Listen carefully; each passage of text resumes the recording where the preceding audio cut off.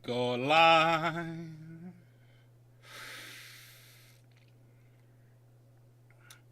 So that, to me, means this one's about 60 seconds ahead.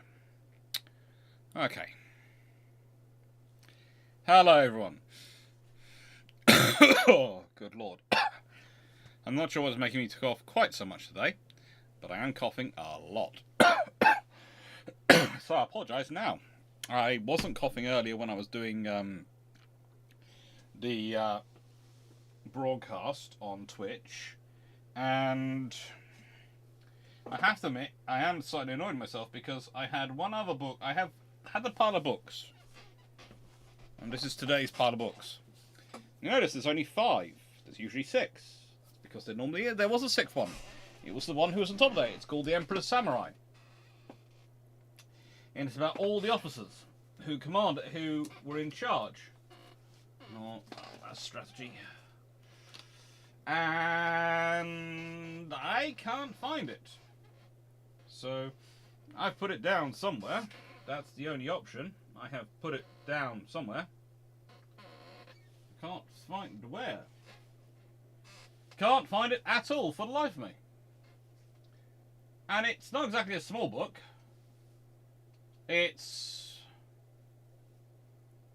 oh, I don't know where it's gone at all. I honestly don't.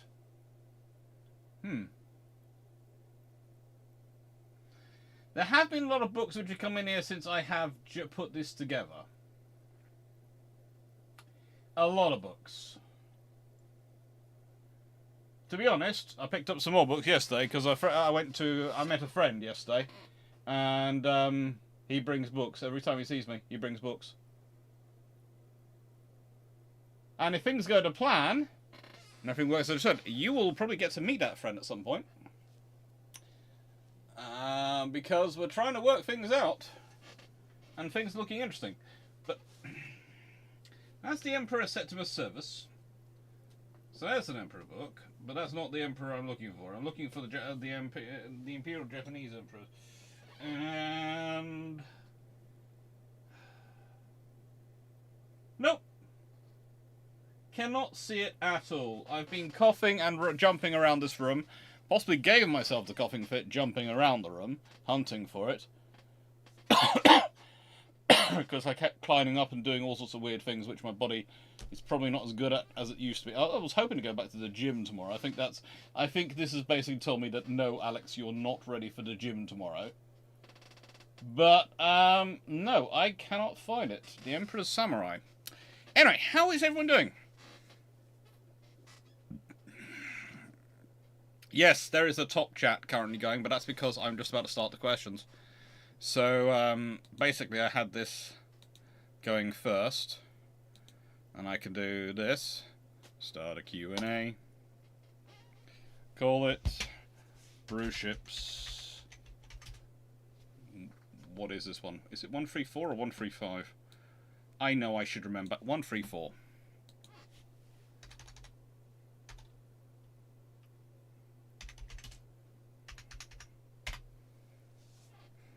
And start. And there you go. There is the Q&A. It's begun. So, apologies, I guess. One book short. I will track it down. I don't think my mum's nicked that one. She's nicked lots of other books recently. It's amazing. When my mother gets ill, she starts nicking my books.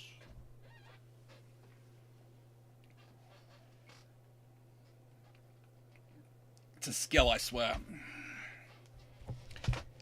The fluffy research assistants are doing well. One joined me earlier for the Twitch broadcast and kept taking over me over. Ooh, that's okay. Why has that gone quite so interesting? Let's maneuver this about a bit, shall we? Because that should be closer to that, let's say. Oh, that's better.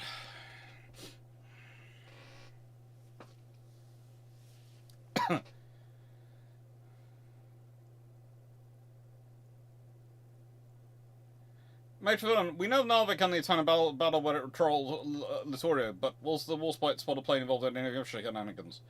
There's odds-on chance that it shot down an ME, one of the 109s during Norway. There's odds-on chance that it did all sorts of other weird things, which we haven't quite confirmed. Basically, Warspite's spotter swordfish turns into almost a proxy for Warspite. In that, you're sitting there going, this is a modernized World War One vessel. This is a 1933 design aircraft, which has been barely modernized. It's still very good. It's still got very good capabilities, but it's been barely modernized. And it did what? Yep.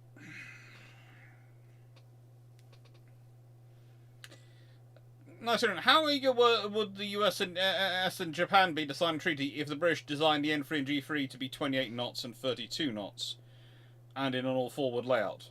If basically they took the idea of the F class, and went fast battleship, I honestly think the Americans would have bit the British hands off to do it. I think also nicest way you'd have had a very interesting scenario coming in that you've got a 28 knot battleship with 18-inch guns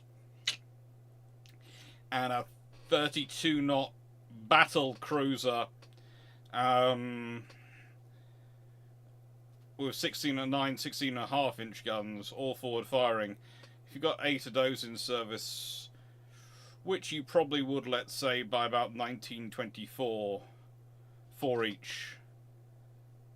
There's quite a lot of designs which the Americans and the Japanese are pursuing which have got troubles. And they might need to think them through.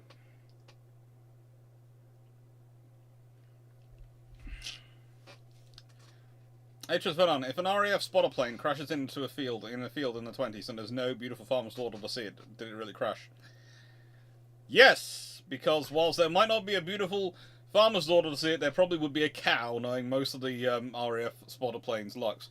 And the fact is, the reality is, they were far more likely to be to land in a field and be spotted by a cow than a human. The humans occasionally came around, but for quite a while they didn't really bother them. Where is that book? Where is the Emperor's Samurai?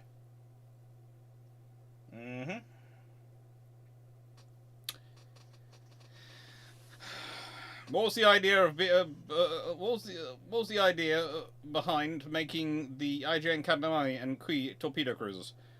The idea was similar to the idea Beatty had, that if you have powerful long-range torpedoes, you can massacre people at night. You can, but the trouble is that's relying on them being idiots. The British pretty much start assuming that they're going to behave the same way they're going to behave, which is why they don't go through it. But the Japanese look at the Americans and go, but by the time that they joined the war, they didn't really take much notice, and they have ideas that these things don't work, and let's see if this works. And there's Battle of Tassafaronga and a few other battles which, frankly, should not have happened. It's the old question is, well, you know, Royal Navy versus US Navy at night fighting the Japanese, who would do better? And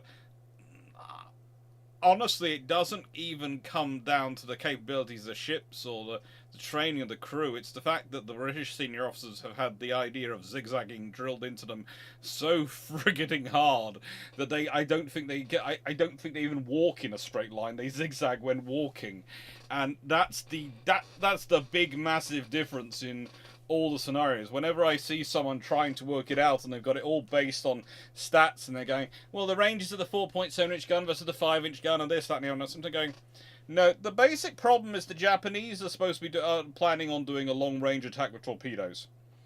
And that works fine if you're dealing with the Americans in that period, because the American commanders think about things differently than the British commanders when it comes to their maneuvers, and they are thinking, let's be on a nice straight line, etc. Whereas the British, because of Abaker, Cressy and Hogue, literally it's Abaker, Cressy and Hogue,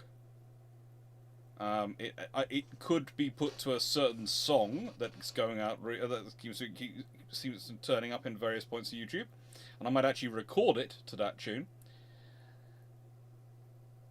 I keep being tempted when I'm not coughing to try and record it to that tune. But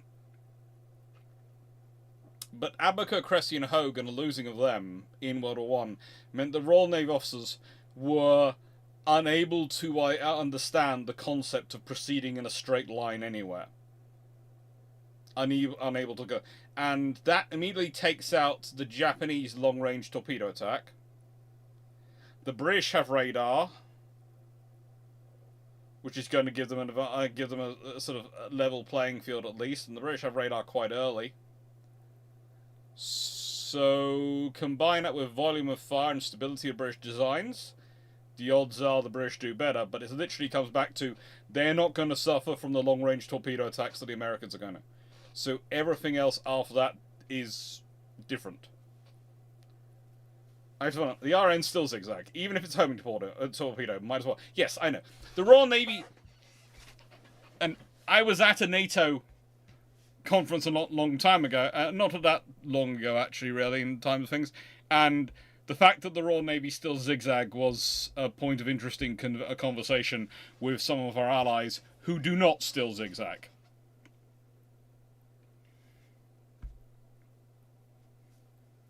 Paul should go, cow? No, Paul, most of my family down in Cornwall, etc., are dairy farmers. Sheep's Wales. England, there are areas, Lake District, etc., Yorkshire, which have a lot of sheep. But there are also most of the areas where the airfields are the flatter areas where there's a lot more cows, especially dairy farms.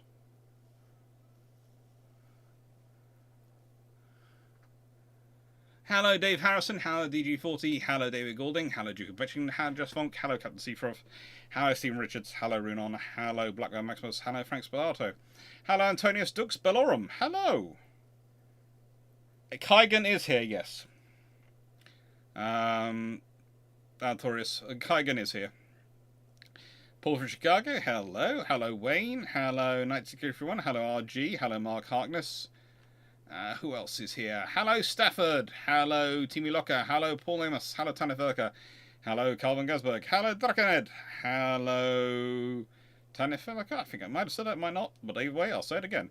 Hello, David Goulding. Hello, Michael Cooch. Hello, Carlos Rodriguez. Hello, DeBrock. Thank you, Carlos, for that. That's very nice statement of you.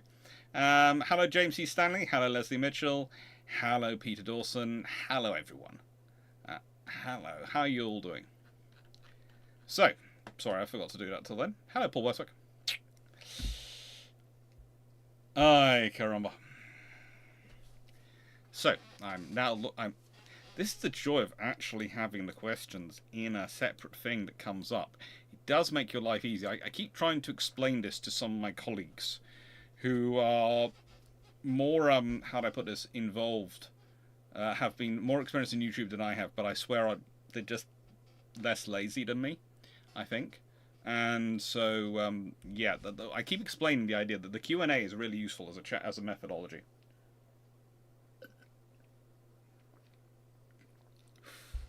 And I might be drinking more than I normally do because, for some reason, as I said, I did have a massive coughing fit. Before I started this evening, I came at 7 o'clock, which was fun. What are your thoughts on the upcade and Patreon suggestions on early helicopters? It's going to be interesting. Early helicopters is interesting, but early helicopters is interesting from the perspective of what does it get fitted to? And where does it go? And also to what it's Western Whirlwind equivalent helicopters. And the thing about Western Whirlwinds is they were used for a lot, including troop transports. They did a lot of interesting things.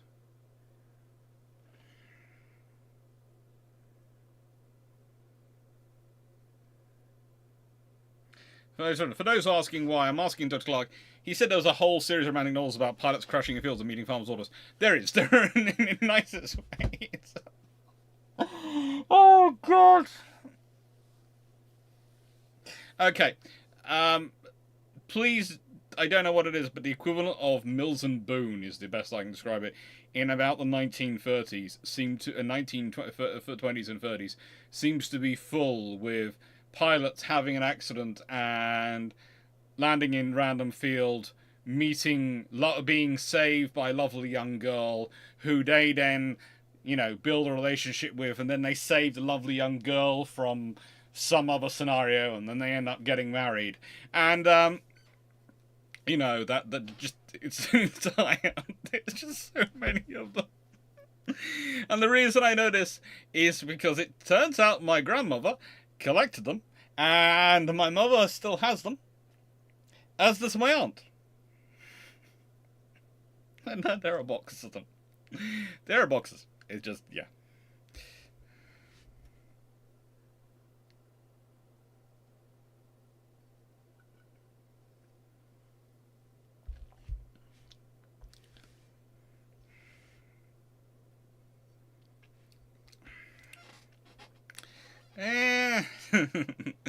Look, I always remember the exact description of Andrew Lambert when he was talking to me. He said, Alex, sometimes I give you tasks to organise because you find doing these bureaucratic duties boring enough that you try and figure a way to do them as quickly and as efficiently as possible.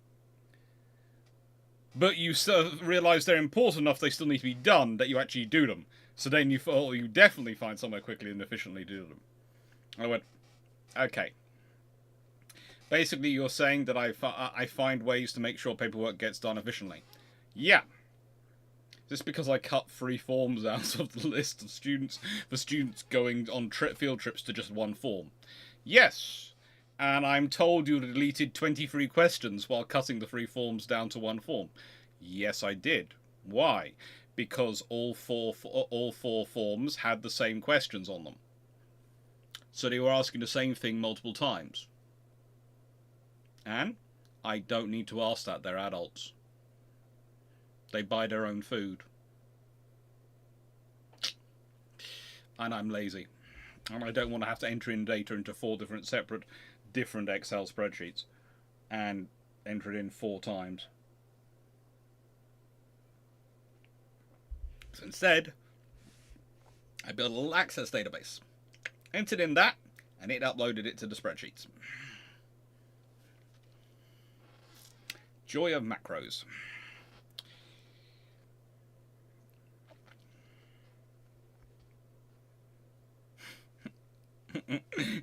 You missed the turkey hat. Oh. A romantic book review. I might do a review of some romantic books, romance books at some point, because it's occasionally it's quite cool to do something random.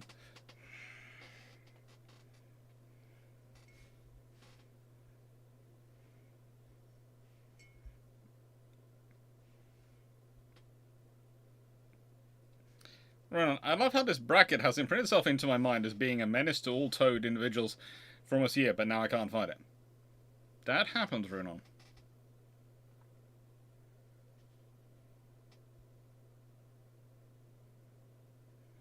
Yep. So, let's say different. Without a treaty, who would be interested in courageous and glorious as battle cruisers? No one.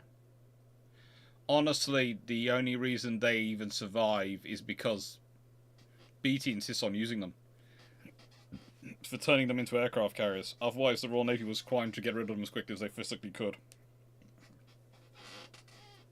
They were considered that great.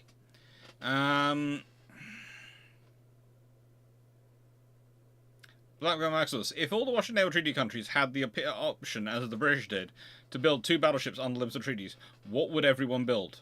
2 battleships, but in the nicest way, if the British are allowing everyone else to build 2 battleships, Britain's building 4. That's the reality of it.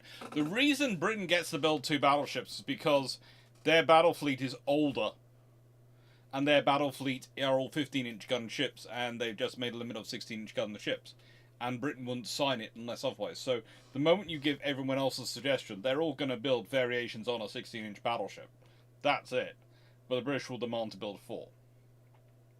So that's where something gets really interesting, and you might even end up with a E3 and a N3 designs done. Because I always tend to call the Nelson Romney the N3 design, right?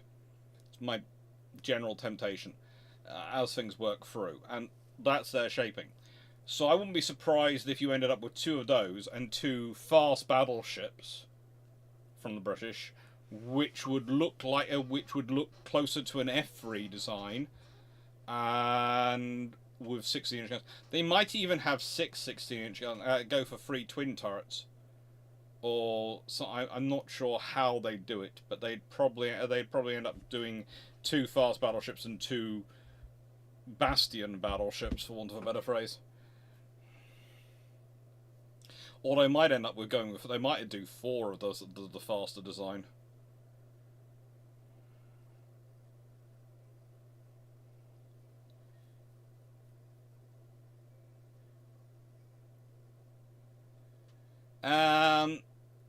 Paul Beswick, when can we expect the next build trumps? I'm expecting a spitting feathers issue if the rumours of the LPD and the frigate reductions turn out to be true. It's gonna be organised. I've got to organise a recording of it, so probably it will be done this week. Probably, he says. And the reason I say probably is because we're all pretty tired at the moment. We all are pretty much managing to work ourselves into the ground. We were planning on doing it earlier, but we've all been ill. It's just been fun. We went to every 2 weeks to make it easier and sort of less, so we would be less affected by things. And the trouble is, it means we book up things for the week we weren't planning on doing it, and then we're ill, but out for it, and then suddenly we've got a 3-week gap on our hands. It's fun.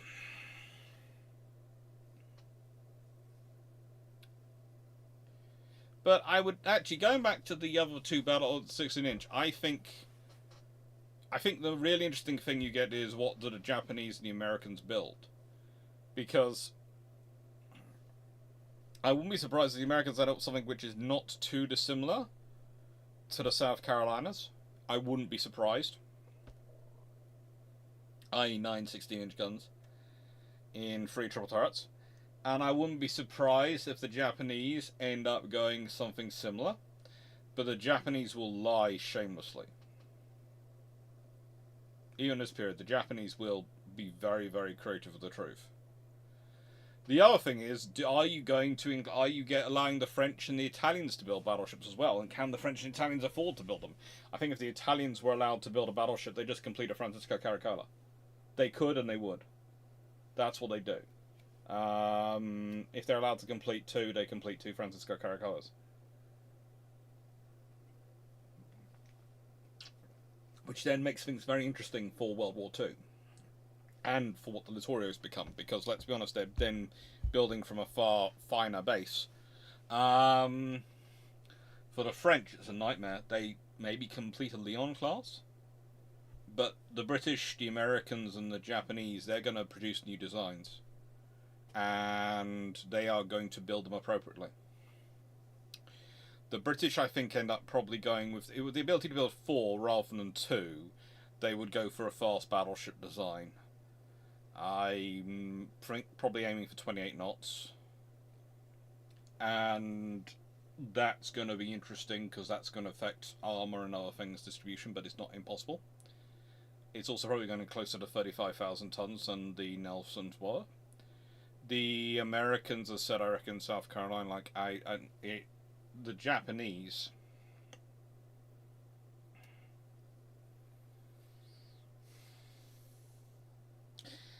I think they might actually follow the British and go for all forward because they do like looking at the British designs. But interesting enough, I have the suspicion that they go for as fast as they can make it. So you could be talking about a 32-knot vessel. Because they can lie more easily about speed and power than they can about its guns. So you can't put... If everyone else is managing 9 16-inch guns, and you suddenly turn up with a 12 16-inch gun, they know you're lying.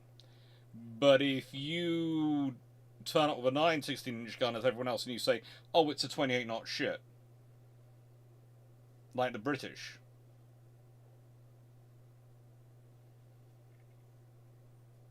they can't really disprove you. But it's actually a 32-knot ship.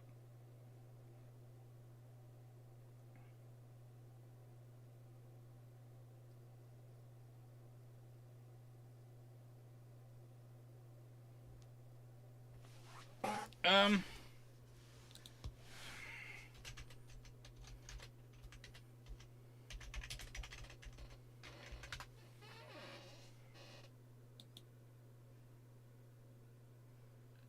I did. I switched I switched the South Carolina and North Carolina class around again, didn't I? Will I ever stop? I have no idea. I always forget when I do it. It happens. It's like the South Dakota and the North Dakota. North Carolina class. Yeah, sorry. In the nicest way. Why can't you be easy? Why does America have to use states which have North and Souths as their classings? For example, the North Carolina class. It could have also been termed, quite easily, also, could have been termed the Washington class. Okay, Washington class, that would have made my life easy, but no. No, you can't do that. You have to call it the North Carolina, and there's a South Carolina as well. Just being cruel to me.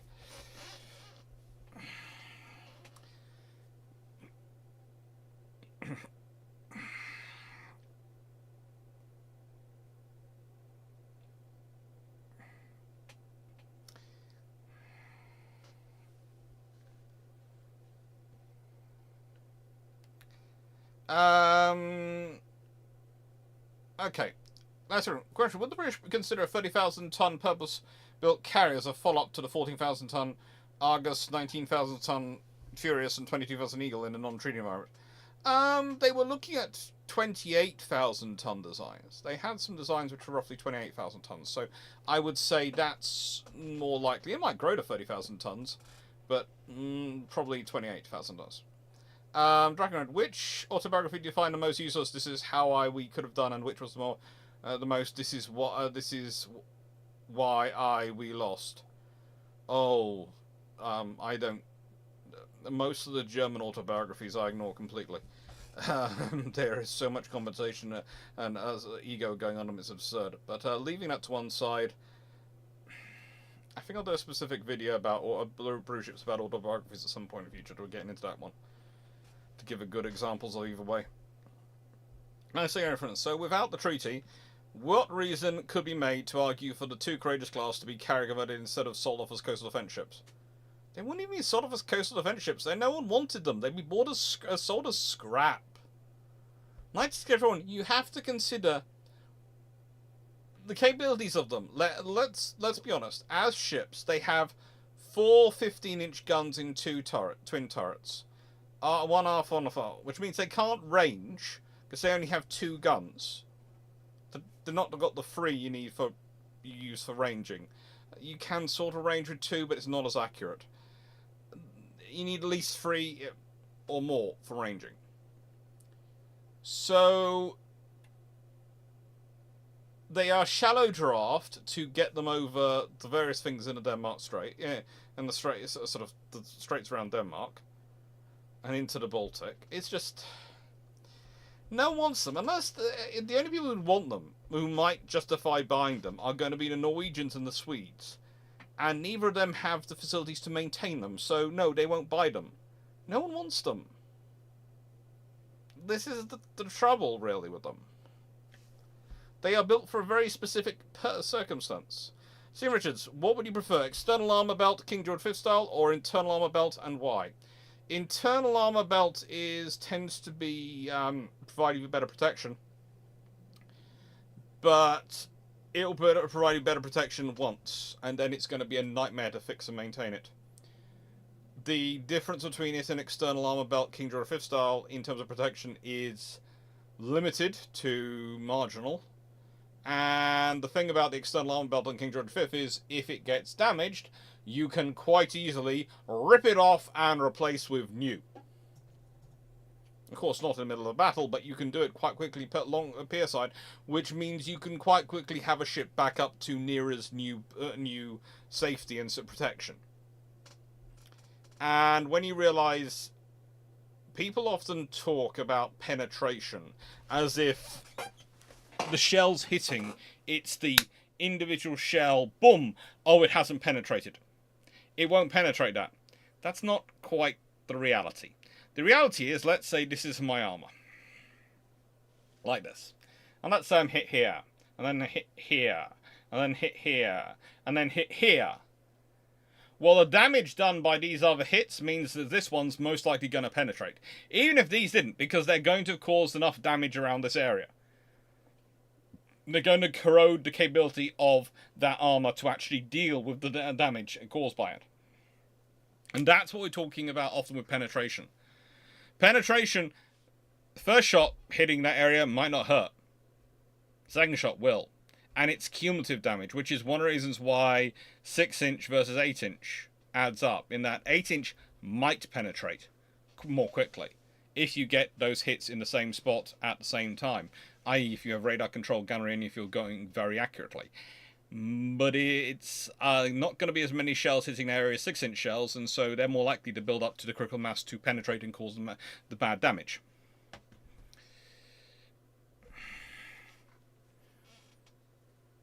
Frank, does it? Could you please describe what the command process thinking was behind USN cruisers not maneuvering while our battleships did? Quite simple. The various you didn't. Some of your officers really. It took a while for American officers, some of the American officers, especially some of the senior officers, to realise they were at war. Mentally.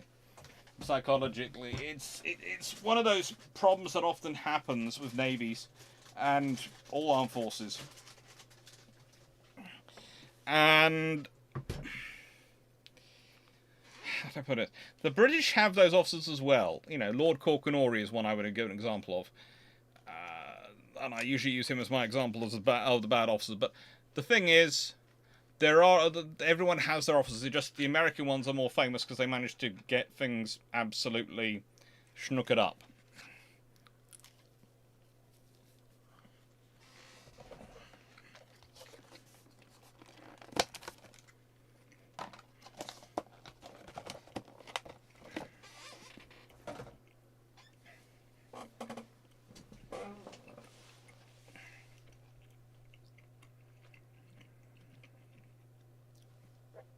And in order to give more a process, let's see.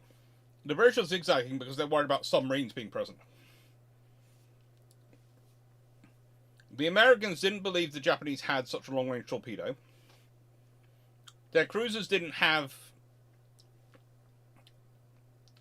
hydrophones, usually, let alone ASDIC, which the British ones did. Again, the British ones have it because of Abaco, Cressy and Hogue. You know, in the nicest way, when you're on the treaty limit and you're trying to build the best cruiser you can do, you're going to have to make compromises. You're never going to build something which is your perfect thing. And the thing the Americans got rid of was they didn't have the hydrophones or the ASDIC or sonar. The American order. The idea was destroyers would be doing it and would be having the duties. The thing was, you're relying on hearing the submarine before it launches a torpedo, so you can start doing preventive actions. The British are doing the zigzag, even if they don't hear the submarine.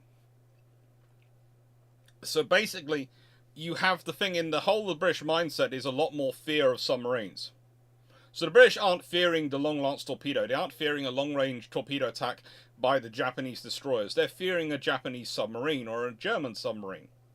And that's why they're zigzagging. And the thing is, the Americans are working on the Japanese don't have a long-range torpedo, they're not here, and our destroyers will deal with the submarines. So we can proceed in a straight line. You can understand their logic going through, but the problem is that the Japanese submarines know they're supposed to tell your destroyers before they're going to fire on the cruisers. Because if they don't, you've got a small problem. And you know, zigzagging is just, it's good policy.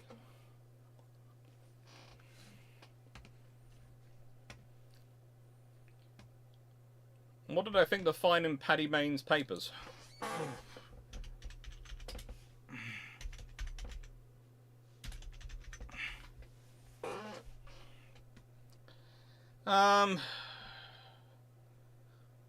Honestly, I haven't read them yet. So, you'd have to tell me what the fine was. It might, I think it skipped past me with all the other stuff going on.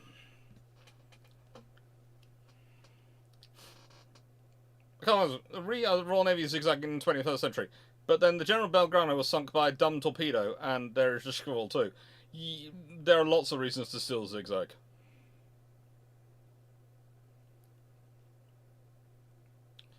If the Nelson class is still built with 16-inch guns, built to the full 35,000-ton standards, 6-inch guns swapped out for 4.7-inch guns, and the belt is 12 inches and no torpedoes, what kind of speed?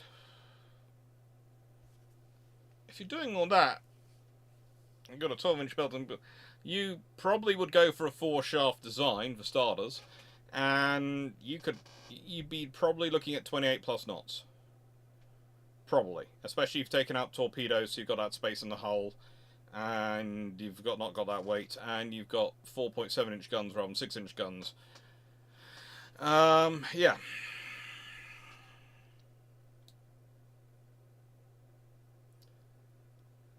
Well, for 1 year prior to World War I, British admirals had to have to deal with US Congress for funds, while the American admirals get 1 year using the British system. What happens aside from crying Royal Navy admirals? The US Navy is crying because of, oh my lord, we get funding? Prior to World War I, the US Navy are going, whoopee! Build everything! The Royal Navy are going, we have to tell you what we want to build in 5 years' time? How are we supposed to know what we want to build in 5 years' time? We don't know what anyone else has built in 3 years' time. You don't have an idea of the world. This is what we want to build now. We'll tell you what we want to build next year. No! It would turn into a full-on fight.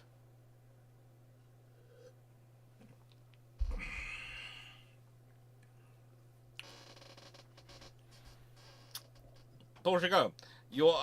You're complaining about North and South states. How many towns named Stafford does the UK have? Newcastle, Weymouth? Yes, but they're all called town class. We are lazy. They're all called town class. It's just 1910, 1936, it's a town class.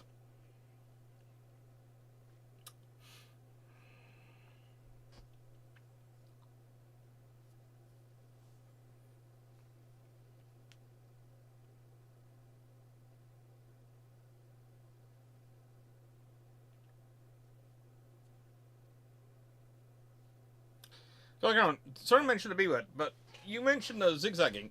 Right, do you think the Germans Bismarck zigzag was only ordered to lose the cruisers, or did the Germans think that they may have been RN subs? I wouldn't be surprised if they thought there could be RN subs. In the nicest way. It might not be something they think of actively, but if they don't know there aren't going to be RN subs. The odds of them being out in the middle of the Atlantic waiting for them is very low.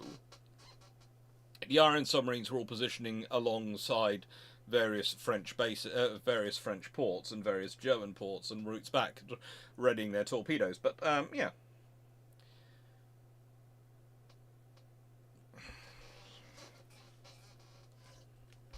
What if HMS Queen Mary survived the shot, only burning the hit turret, not exploding?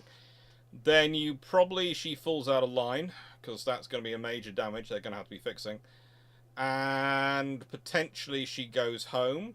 But also, quite potentially, if she goes home, the British will learn the information from her. And that could well change even more some of the designs of ships coming. Night Area Front. So, as Albion and Bulwark are being laid up, and rumours that... Okay, look. I'm going to say this now. I'm not going to get in questions about the future of the Royal Navy this evening, because that's mainly a Bill Trump's thing. But I will say this. I've seen reports both ways on the LPDs. Nothing officially announced yet. My instinct is that the frigates probably, sadly, will be gone. Mainly because people, and I've addressed this in the video last night, mainly because people don't have a creative ideas for how to manage these things. They just think we either have it or we don't. We either have it or we get rid of it. They don't think about putting it in ordinary rather than not commissioning it. They don't think about all those options. But leaving that to one side, what you should realise is that once again, at this point of year, we have the silly season coming up, when they are starting to put together the details and ideas for the government spending and budgets. And half the stories you get leaked will probably come from the various parts of defence which want who are leaking to try and prevent their area being cut, and half are going to be leaked from people who are trying to put out ideas of what could be cut instead of their area. And every year we get this, and every year it's treated as if it's an MOD's failing. Here is my big problem with that. It's ministers which sign off on the expenses. It's ministers which set the policy. It's ministers which ministers in the cabinet and the Ministry of Defence, in the Treasury and in the cabinet, who sign off on all the spending and all the funds allocation. So if there is a black hole between what ministers have said we are going to buy and what ministers have said we're going to supply in terms of money, it is not the MOD's problem to solve it. It is the minister's problem to solve it. So please, the MOD is a ministry of government. They are not a quango. They are not a quasi-autonomous non-government organisation. They are a ministry of government. So when we sit there and you see on Twitter people going, oh, the MOD's mucked up expenses. It's got this many things it's supposed to buy, but it's only got this much funding. And people go, Ministry of Defence makes a mistake. It's not the Ministry of Defence. Because who has signed up to that spending? The government. The ministers of the government. And who has allocated the funding? The government. The ministers of government. So the people who've mucked up are the government. And this has been going on for decades. For decades, people have been pretending it's the Ministry of Defence and it's all this problem. It's not the Ministry of Defence. It's the government. The Ministry of Defence is a ministry. It's for the civil servants who do what they're told by their ministers. And yes, they write position papers, etc. And all sorts of ideas come out and come up to the minister. But it's the minister who makes the decision. Because if the minister doesn't sign off on spending the money, it doesn't get spent. I know this is a bit of a rant, but seriously. It's not something I'm going to get into because, A, it's bilge pumps topics. And B, it's pointless. Because it's always phased around in the wrong way.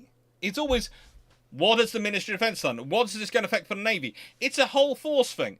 What are we spending on defence? You know, how often do I see articles written about, let's shrink down the infantry's cap badges? And I know that's come from someone who's either trying to float that to defend their section of the army, or someone who's trying to float that to defend their section of their armed forces. And you sit there and go, the army's obsessed with keeping their infantry. I'm not sure why. I do realise how useful well-trained infantry personnel are. I do realise how useful they are. But I'm not sure if Britain needs quite the proportion it does. It has. But saying that, that's not my decision to make. The army presents its proposals to the government. Last time we had a strategic defence and spending review, the army's proposals were so badly thought through and so badly prepared, the government minister wasn't prepared to sign off on them. So that tells you where the power is. If the government minister is not prepared to sign off it, so they don't get their review through at the same time as the other services, that's where the power is. So it's the minister who signs off on the review, the minister who signs off on what's going to be spent, what's going to be procured. And it's the minister who's then got to go and get the budget from the rest of the government. And if the minister has signed off for something without the rest of the government knowing, then that won't go through either. Because all the Ministry of Defence doesn't have its own checking accounts where it can write huge checks from it. It has to get the Treasury to allocate it across. It's all, yeah. David Anderson, civil servants do what their ministers tell them to, really. Yeah, I know, we like to have this idea, okay, about civil servants and ministers, but let me explain something. The civil servant can't go and spend £180 million on a frigate without the minister signing off on it. I'm sorry. They can present the information. They can give all the information and to the government. They can give all the advice to the minister. But the minister actually has to sign for the spending. If the minister refuses to sign off on the spending, the money doesn't get spent. So the idea, I know it's a lovely joke from Yes Minister. It's a very funny bit of history, and I use it to teach politics in the UK and some of the realities of dealing with politics. But the fact is, the civil servants cannot go and spend that money. They cannot sign up to that policy. They cannot if the minister doesn't sign off on it. If the ministry puts out a policy document without consulting the rest of the government, without telling the minister, you know what happens? People get fired because that's illegal for them to do. That's not what they do. There are many interesting quirks and joys within the British government system, but it is not that scenario. I also have this conversation about things like the deep state, etc. In my experience, the vast majority of civil servants who would qualify as possibly what the idea of some people's idea of deep state, they really just turn up for a paycheck and just do the work as they're instructed to by their superiors and go home. They're very happy to work for the paycheck, but they're not really going to spend their time trying to do anything weird or fun with it. They just want to get the money and go home and do another job.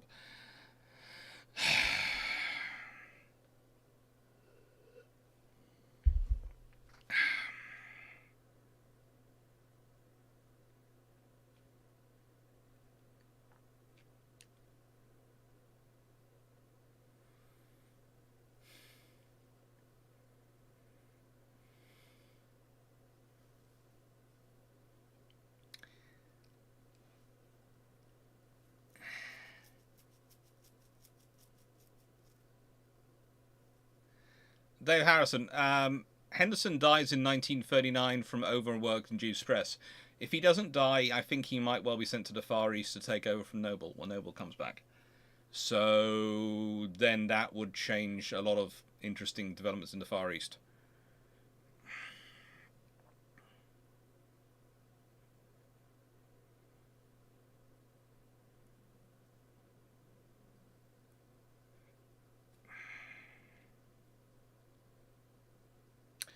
So,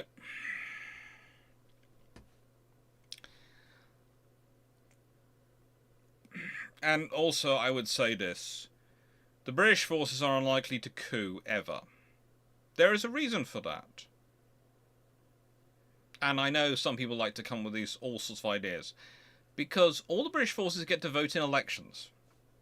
And the British forces are composed of British citizens. They're all British. They're all given citizenship. So they will all vote in the elections.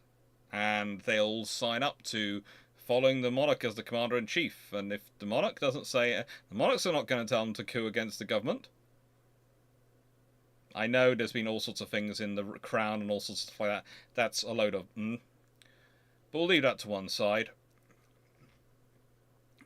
What are they doing? They're going to go, in the nicest way, they're going to go to the ballot box.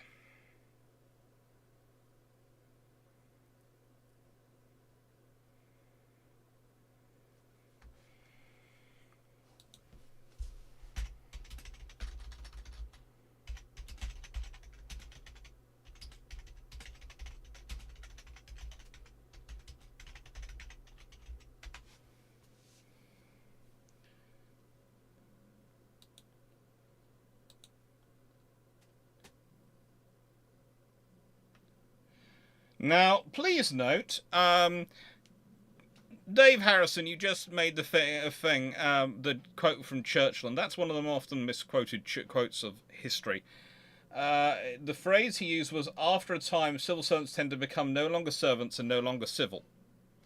And it was basically, he was talking about how they became friends and how they would discuss things with him frankly. So, well, actually, it was in reference to a lot of things he was talking time.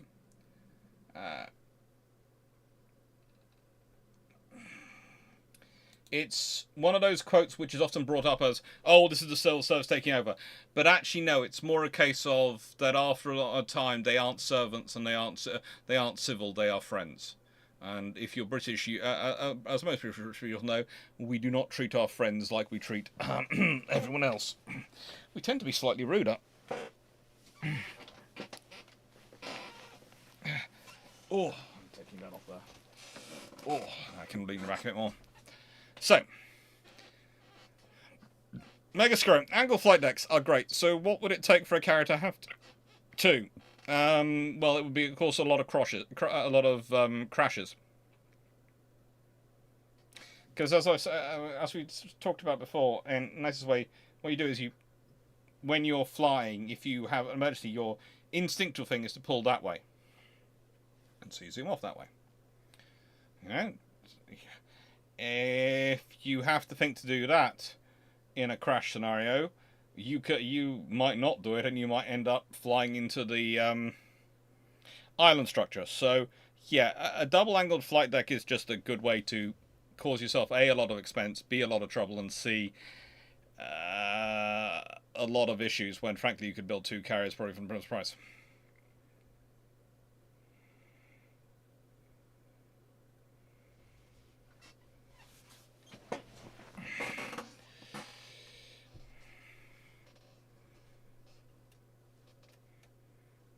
No, the British lecture will probably turn out as much as they ever turn out.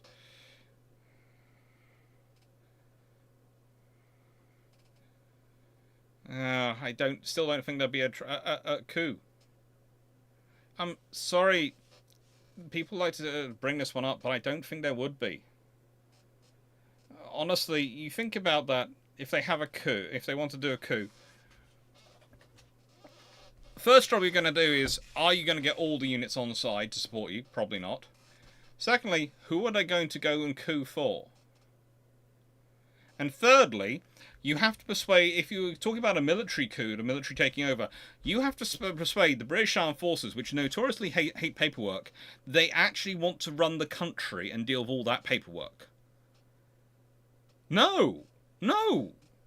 There is a reason that when we do test the armed forces for dyslexia and other what tend to be termed these days as special educational needs, they rate higher than the national averages. They do not like paperwork. They have a strong aversion to it. And this is speaking as a dyslexic. I can understand it.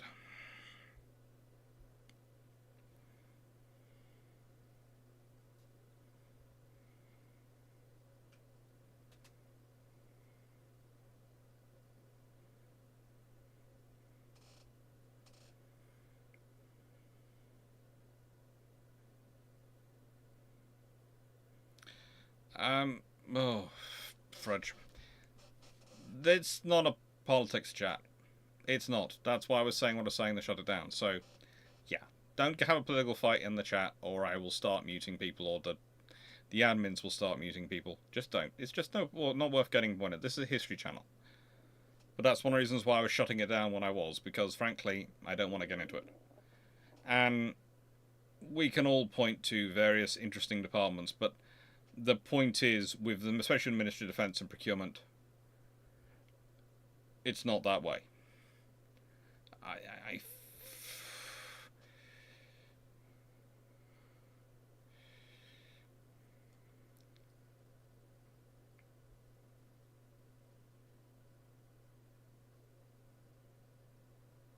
It's going to be books in a bit, but I'm answering through the questions and going through the books.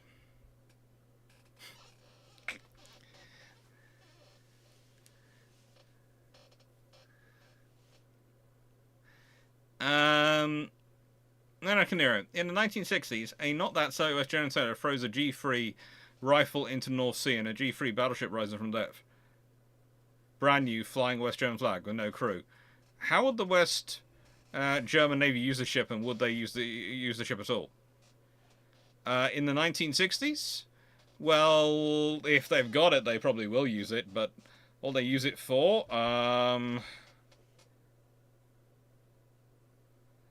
How do I put this politely?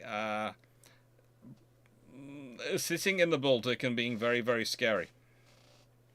West German Navy had a G3 battle cruiser, and the G3s were battle cruisers. I know I notice people go, well, you know, look at them. You have to compare them. Remember, every battle cruiser generation you have to compare to its battleship of its generation. So not the previous battleships. It's going to be better than them usually, because technology has improved. So you can get more power per ton out of engines, etc., and you can refine the things more, and therefore you can put more armor in. But the G3s are built as battle cruisers. The British could have built fast battleships. You would know very quickly if they built fast battleships. The thing is, if I was going to say it, I would look at the fast battleship design. I'd say look at the F3s, and that's looking like a fast battleship design.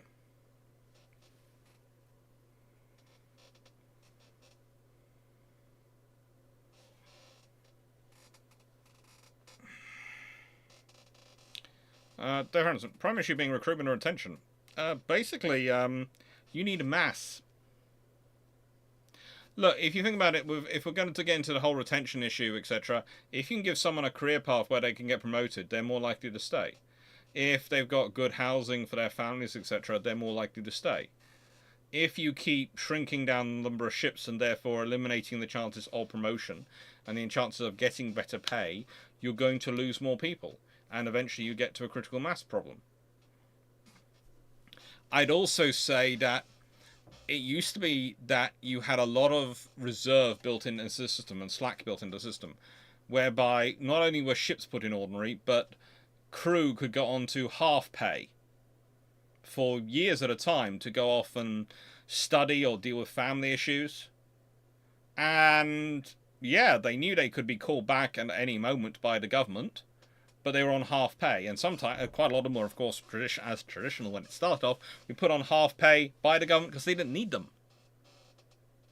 And let's put it this way: let's say you could put someone onto half pay, and say, right, and when we want you, we'll go and call you up. But now, if you want to, you can go and do a PhD, or you can go and do this or that. That's fairly good support network. You know, and the thing is, you need to recruit more to have that volume to do it.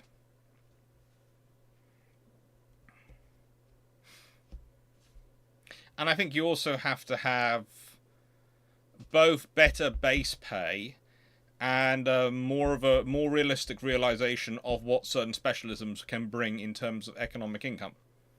So you have to provide them with the support that makes up for it. Nicest thing, the Navy and the Armed Force are never going to be able to match pay with some of the civil areas of how much money they can offer.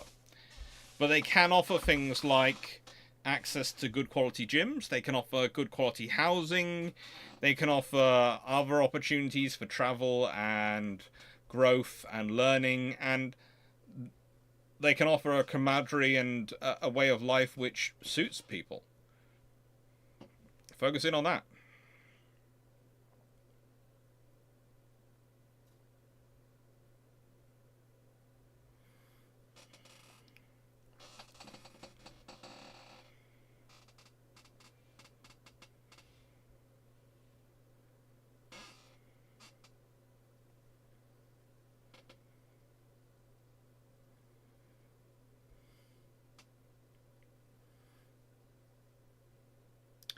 Now,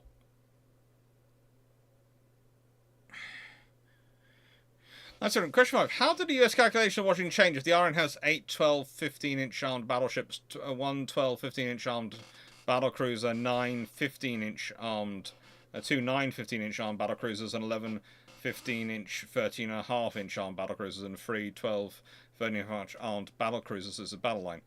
They don't really change, but they might well be slightly more worried about the sheer volume of fire the British can put up against them.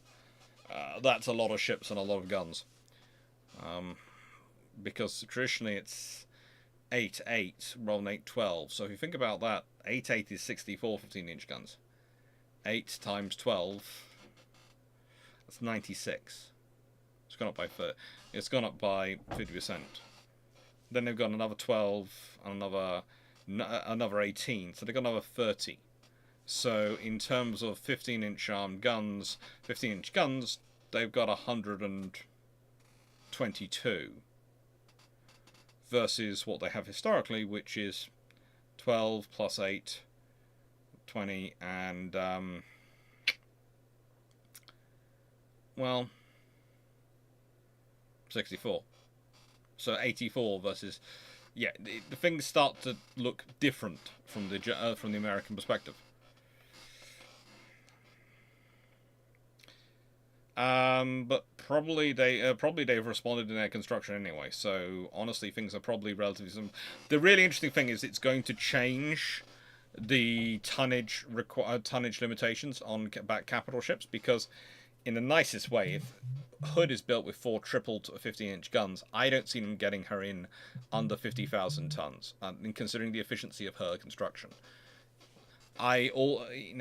Maybe they get it 45,000 tons standard, but there again, you're going to have all of the other ships are going to be raised up in tonnage, so there's no way you get for a 35,000 ton ceiling on capital ship construction. Just doesn't happen. Because also the American ones are going to be different, and the Japanese ones are going to be different. They're all going to be different in response to that. Because if the British were building all theirs with triples, the Americans will be building all theirs with triples, if not quadruples. That'd be interesting. The Americans going down the quadruple route and having like 20 14-inch guns on some of their battleships.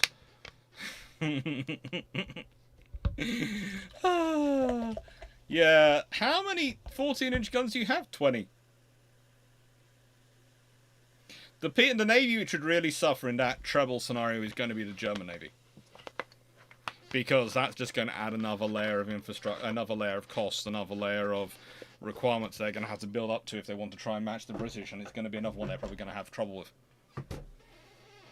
It's going to be the German that their infrastructure are going to have the issues.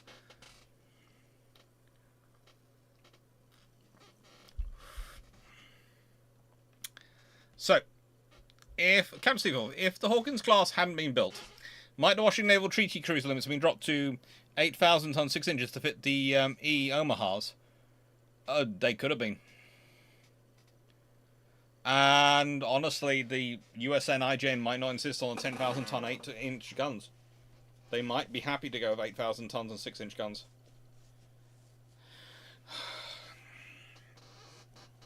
The reality of that is going to be extraordinary though to deal with. And I think you see the treble 6-inch turret coming around a lot earlier.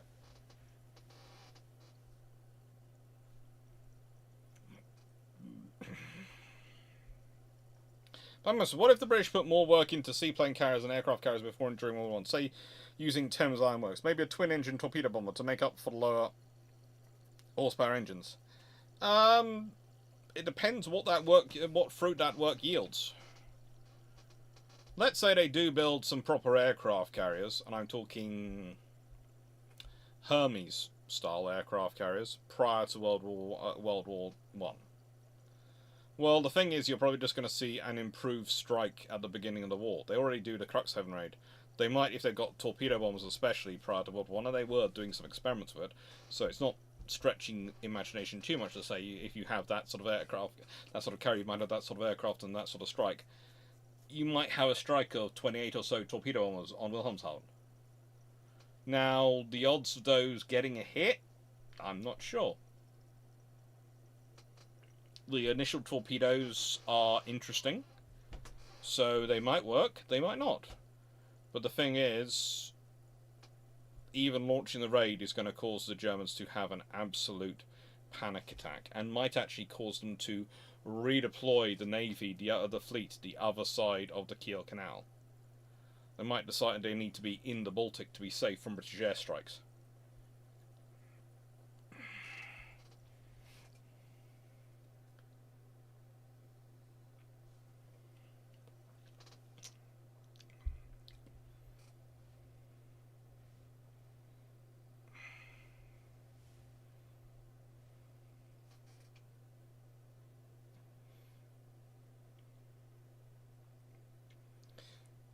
Is there a hockey debate going on, or is this something else? Because hockey I can sort of keep up with, and I'm sort of recognizing some of the names, but don't know if they're in a different group than the one I usually watch.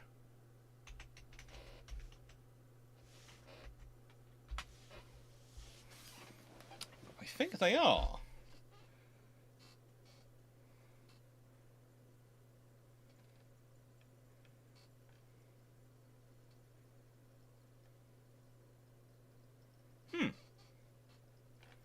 So there's a hockey debate going on. Oh, National Football League. Oh, okay. North American football. Ah, that's less interesting to me.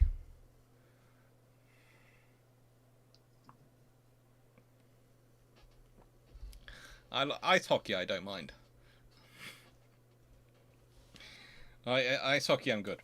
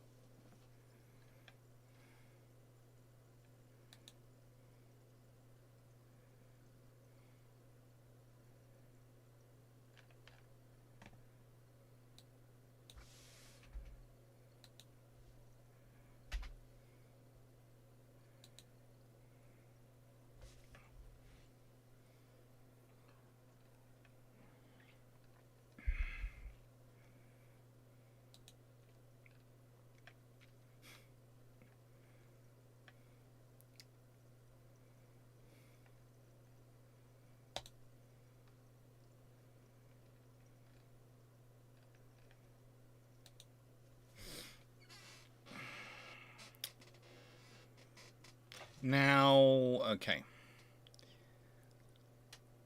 But do you agree? Not getting into that one. Paul Maximus. Tiger is the lead ship of the class of 4. How does it affect Jutland?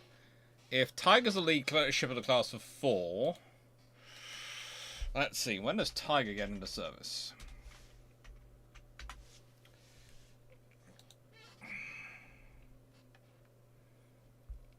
Tiger is commissioned in October 1914. So if we consider... No, let's go to... What's the next previous class of 4? Indefatigable class is class of 3. That gives a good example. February 1911, November 19... Well, that's not as good example. Let's go to the Invincibles, because they were built all together. So let's say they ordered them at roughly the same time. You're probably talking a 1914 construction. That means you have 3 more battle cruisers in the battle cruiser fleet. Which, if I get my Jutland notes up,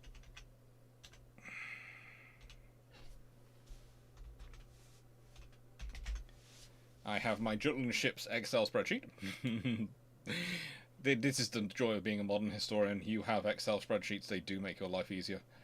Oh, they do. This one is brilliant. Oh, Jutland.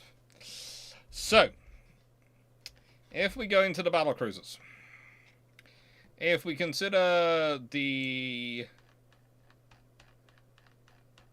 reality of the Tiger class, and the fact that they bring 8 13.5-inch guns to the party, so you'd be adding another 32 13.5-inch guns to the British battlecruiser strength, which in effect would double them.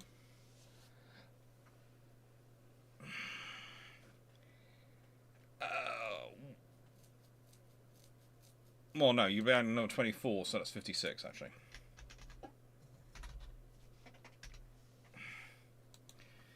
Well, the extra 3 battle cruisers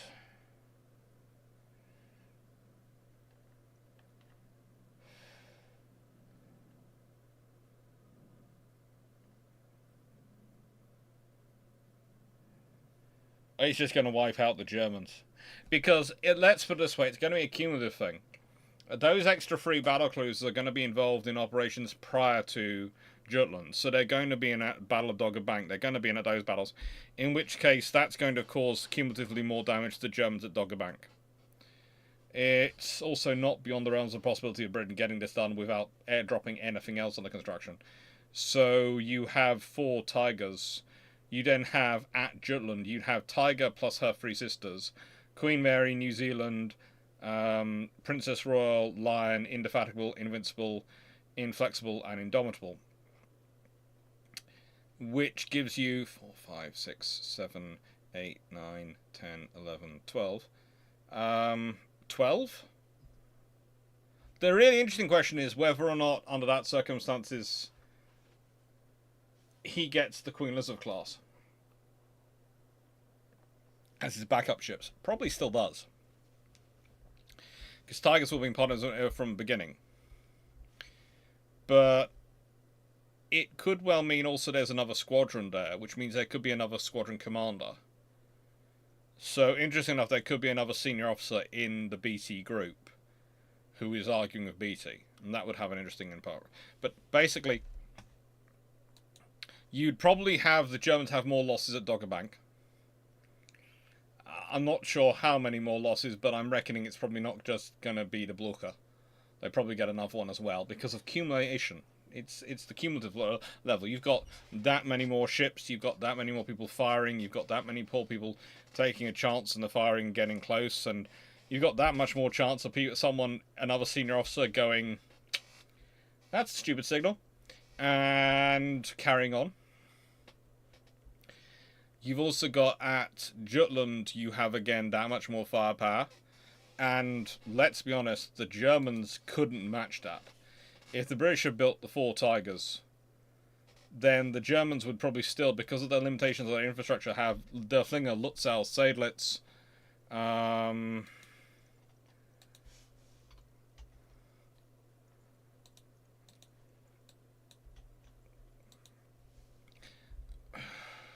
Moltke, von der Tann.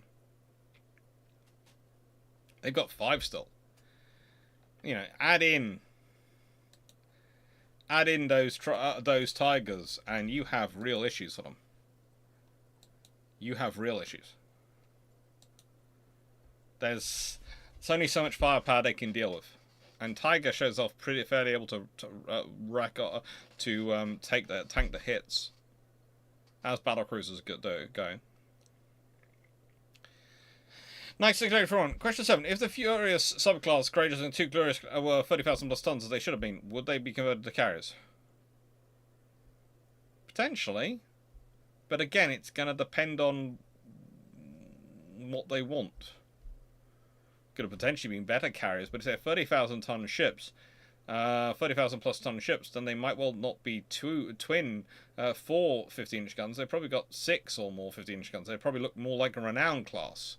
And if they look like a Renown class, well, the thing is, the Royal Navy might decide to try and keep a hold of them.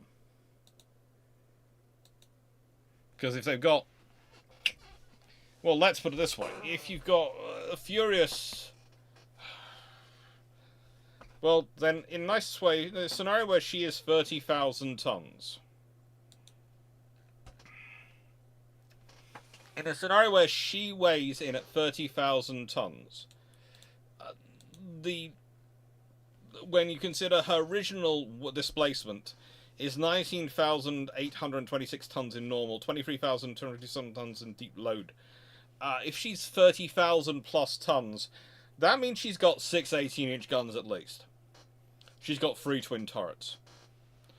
And it's the same with the Courageous class. If they've got that, they've got at least 3 twin turrets, if not 4. In which case, you're talking about something which is bigger or more powerful or equivalent to a Renown class.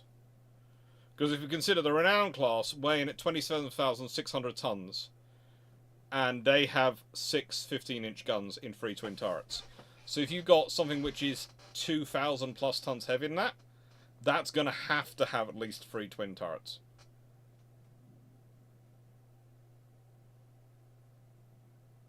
So the point is, you turn them from being ineffective ships into basically super Renowns. In which case, the Royal Navy probably wants to keep them around. As that, not aircraft carriers. And the Royal Navy, therefore, has... interesting scenario in its place. You might get the British then pushing for a 6-4 agreement, with the British and Americans having 18, the Japanese being allowed 12, and the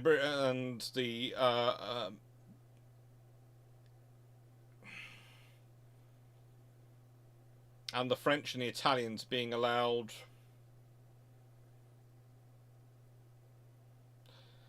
well,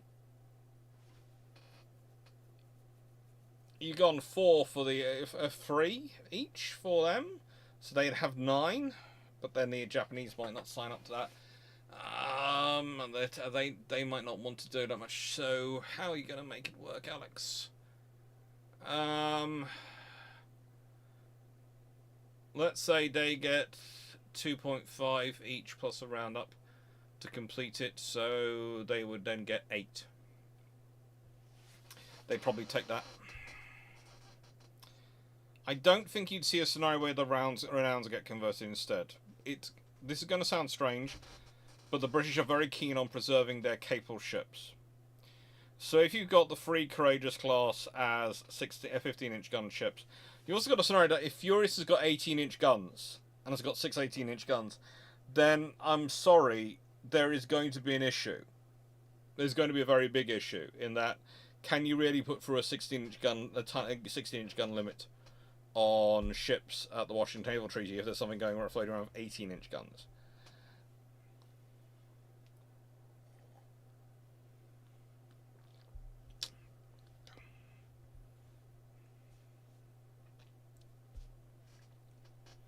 It's a problem for them. It really is.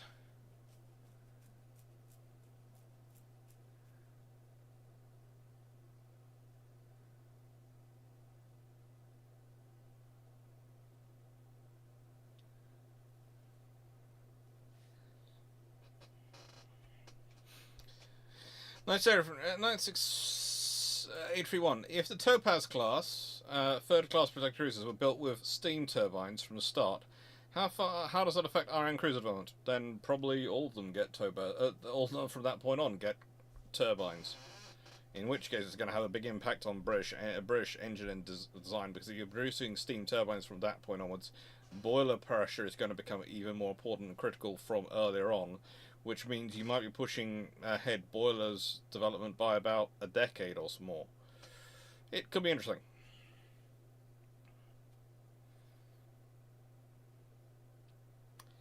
Similarly, yeah, the Swordfish launched from the Warspite and sunk the sub at Narvik. Was that first for a ship-launched aircraft? Nope. They done it in World War One. I have fun with Ben My Shri. It's some people say it's Ben My Cree. The trouble is, if you're talking to the Royal Navy, Ben My Cree is how you're supposed to officially pronounce it. But if you're reading from the Fleet Air Arm handbook and sing about it, it usually comes by and goes Ben My Shri, Ben My Shri. And so it depends on who you're talking to, what it's supposed to be called. And that's always fun. That's missile system. That sounds like a build transgression. Let's see if it is a build trans missile system.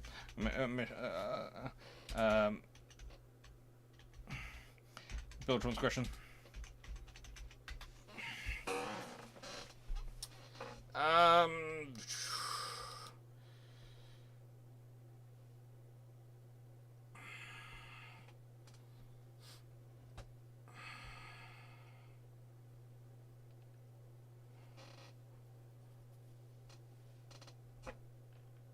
Talking about the anti-tank, air defense anti-tank system.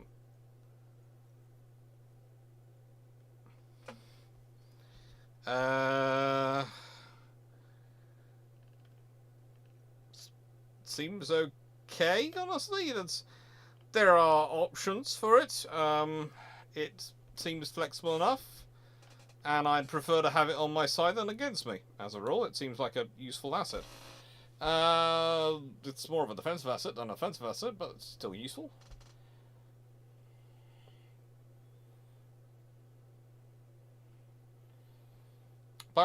If the Courageous class of Euros were built, what would the Royal Navy have done for carriers? would have probably had to go the route of either building them from scratch, converting some of the older battle cruisers they have around, i.e. New Zealand, etc., or maybe converting the admirals, the admiral class hulls, or possibly the G3s. I think the admirals are far further along in construction, and there are at least 2 of them which are not yet by this point. They have been scheduled for disposal, but they haven't been disposed of. How do I put this politely? Okay, so theoretically, they're supposed to be launched and scrapped. But they hadn't been yet. They've been put down to be, but no one had actually given the order that it go. You know, it's a case of, yes, you give us a check for this, we won't cash it till we're certain, so you won't get it till we're certain.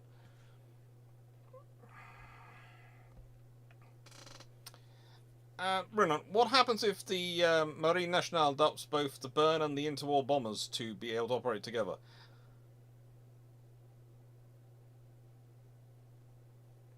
Why would you suggest that? Runon, what has possessed you to suggest that as even an idea? That's a form of psychological warfare on a par with firing baked beans at the Italians. It's practically Canadian.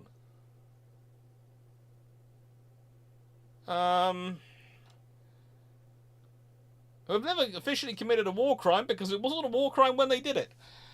It just was made one after the war was over, and everyone looked back and went, "What did they do? What did they do? Okay, yep, that's now not legal. They're not doing that. It would cause mass horror."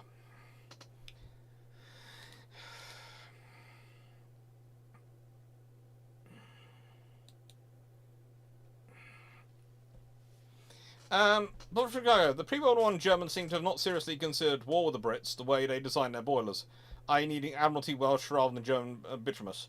What were they thinking? They were believing the Kool-Aid of their politicians, that they would be so powerful that the British wouldn't actually want to fight them. Pipeworks for several travel class destroyers sail into the fjord where Tirpitz is, capture her and bring her home to Britain as a prize for minimal losses. What is done with the ship and what is the price they pay? Oh, they get prize money for that one. If they did that one, and if it was in any way remotely an independently carried out operation, they get prize money and everyone's taking credit for it. The more interesting thing, and prize money would be whatever the value of the ship was. What would they do with the ship? Did the British really want Tirpitz? Probably not. Do they need it? Probably not. They're probably just as happy if they sunk it as if they got it. But, yeah, what do they do with it? Probably give it to the Russians. Why give them one of the ships the British can pretty much use themselves when it's better to give them something which is an absolute nightmare and the British can't barely use? And it makes the Russians feel even more happy. Give it to the Russians.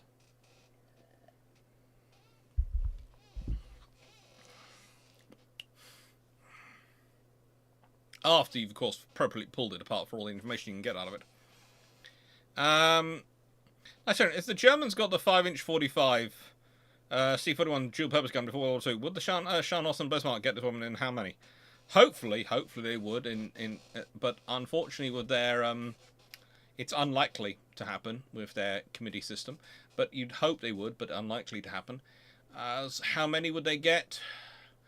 Take their anti-ship weapons and anti-aircraft weapons, add them all together, add all those mounts together, and probably that's about how many you'd have. If you were sensible, you might have slightly less to have them each have individually better fields of fire, but not much of it. Have you seen the video of NASA's new 3D printed rotating detonation engine? Not yet. I have got it down to watch, but I haven't watched it yet. As you can see, well, I've been having fun a bit lately.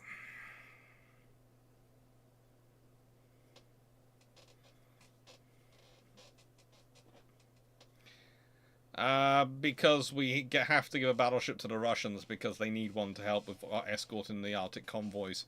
And so we give them Royal Sovereign, and we all know what happens to her. And I rather like Royal Sovereign. She's a nice ship, so I'd give them anything rather than giving one of the British ships which I like.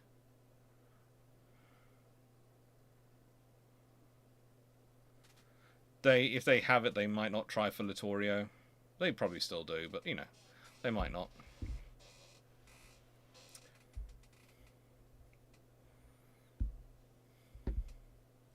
Knew there was a reason I didn't want the YouTube live control panel.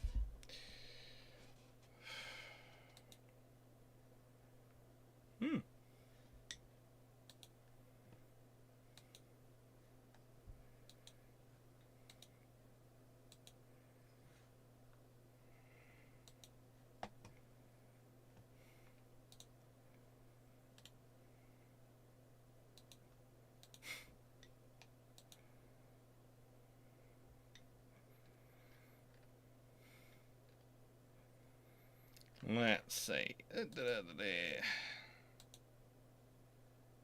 Ay, caramba. That's all sorts. It was trying to nag me to do adverts, and I just was getting rid of the nagging. Emo. Japan joins Germany in September 1939 to take on the British and French Far East possessions. With Germany's warships in the North Atlantic, the British may be very constrained to send a superior fleet. Germany has no warships in September 1939. Let's be honest.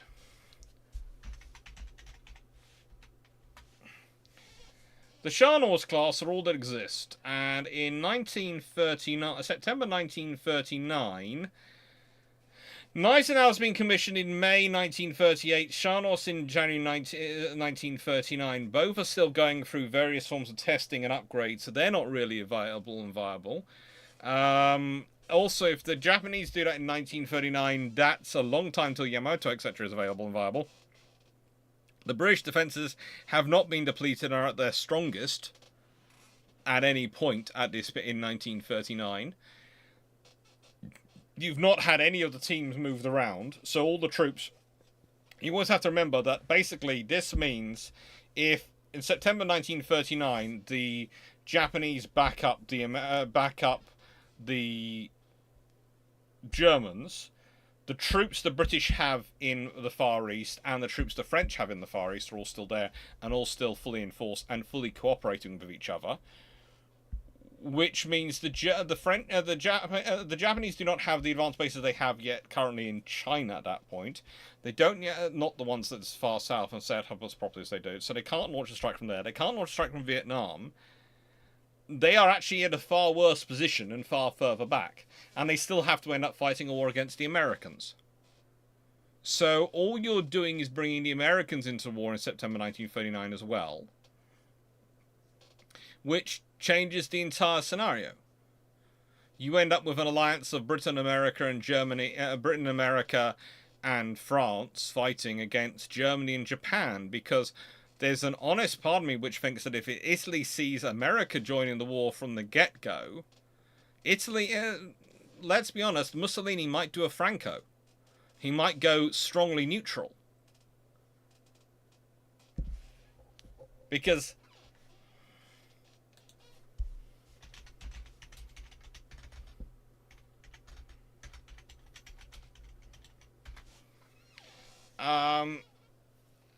Italy's timeline for entry into the war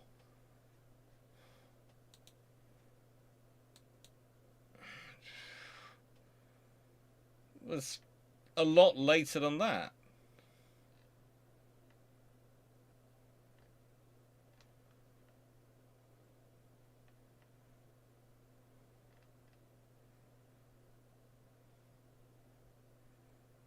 Basically, Italy didn't declare war till the 10th of June, 1940.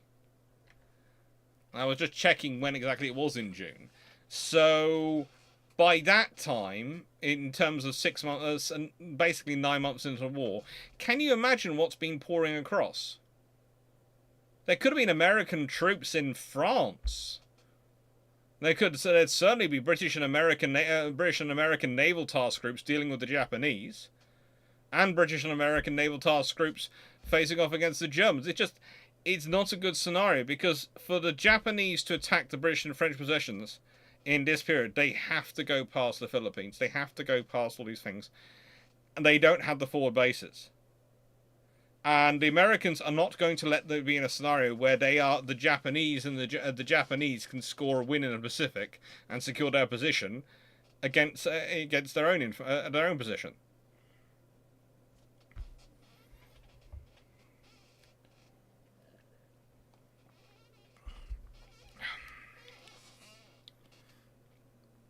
It's a case of the Germans have 2 ships, Scharnhorst and Gneisenau.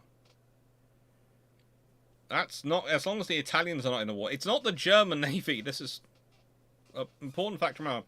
It's not the German Navy which constrains the British ability to send a fleet to deal with the Japanese in the Far East. It's the Italian. The Italians have 6 battleships. You require a very different force to face off against 6 battleships than you do a force which very rarely climbs above 2 in terms of availability.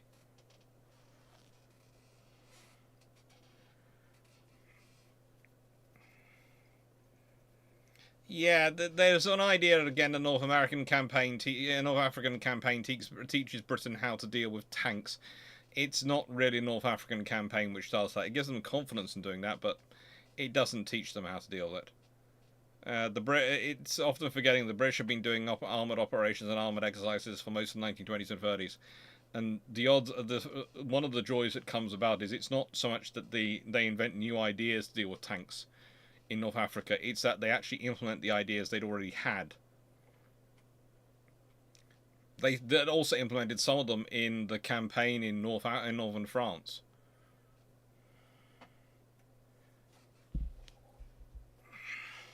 Yeah, the Japanese Navy's not in a good position either.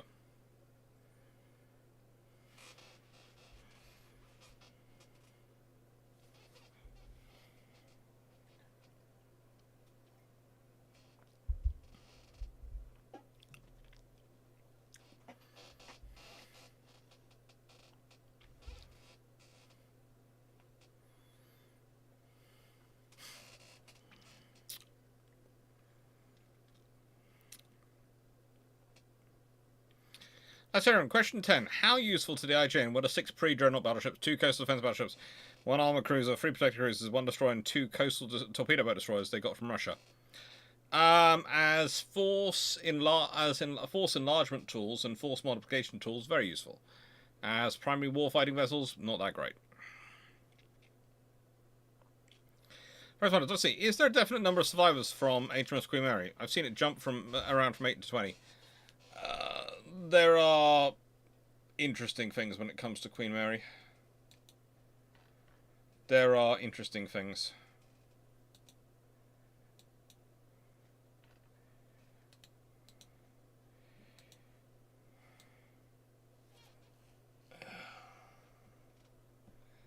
There are, yeah.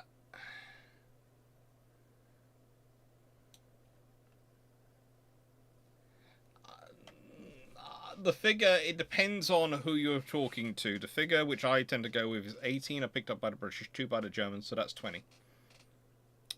But some people sometimes use a figure picked up by individual destroyers. And you have 3 destroyers, Laurel, Petard, and Tipperary, which pick up the survivors. So that's where you have some difference in figures.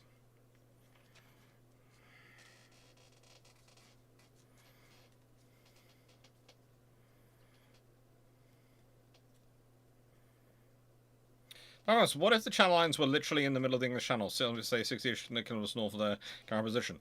The British would have fought far harder to maintain control of them in World War II. There would certainly not be any scenario where they felt that abandoning them was a good idea to try and save them from being bombarded and destroyed. They probably also evacuated them more carefully, but they would have held on to them far more firmly, because if you don't have control of them, then you're in trouble. They're also less protected, so they probably get even more interesting weather. Was the Hawker Siddeley P1 and the 5.4 just a step too far? Not really, but it was certainly pushing the cutting edge. Nice Aaron, would the last 4 Topaz class, third class protected cruisers having members of the Amethyst subclass variants? Potentially. Potentially. There's always a potential of that. Nice Aaron, what would the Royal Navy replace the Bolton Pool Sea Balliol T-20 with if it had a choice? Anything, really. Where's it going? I was reading a book you recommended, Technical Change in the Royal Navy. One chapter wrote about the creation of an Admiralty staff from 1912 onwards. Can you summarise how the Admiralty staff was created? Basically, prior to 1912, the Admiralty had personnel, but it didn't have a formal staff structure.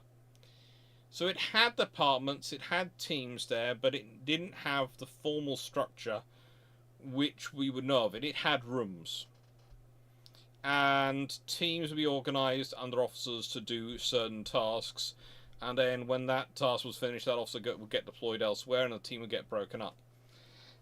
1912, they begin to start organising what we would consider professional modern staff work. Mainly because the Royal Navy realises it's going to need it, because it's going to be operating a larger fleet than it's ever operated before in a future war, and a far more complicated fleet than it's ever operated before in any war. And so that's what it starts putting together. Question 14 from Knights of Great 1. If the Royal Air Force did not get the 50 Lockheed P2V Neptune, what are the alternatives to fill the gap until more Shackletons were built? Keep Lancasters and Wellingtons going? That's pretty much it. So, first book.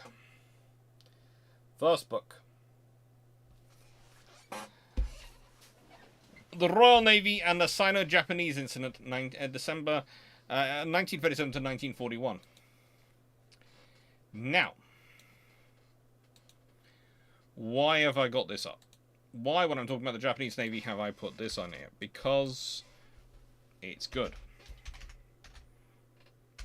Also because, well,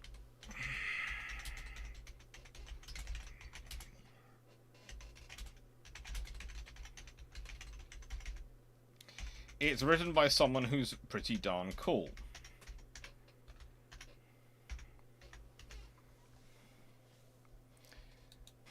This is written by Martin Bryce. Now, those of you who've been watching this channel for a long time will know that the person who wrote the previous book on about tribal class destroyers, the book previous to me, was Martin Bryce. So it interested me greatly to find out what his other books were, and the other book which kept coming up was this. And a few months back, I was very happy, as I said online, I said on a Bruships video, I got this book. And the more I've read it, the more interested I have become in it. And the more interested I have become in it, the more I've started thinking, there is a lot of stuff put in here. But I want to start off with the author's note. The English spelling of Chinese and Japanese names has proved extremely difficult, as there are a great number of variations, most being officially recognised at some time.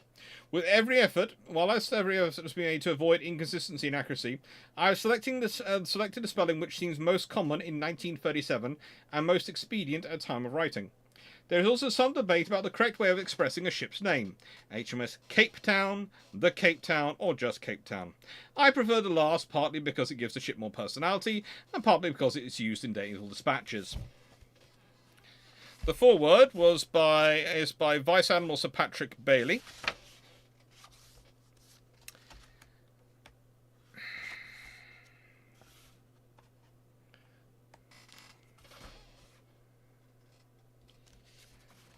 And it's just a really interesting book.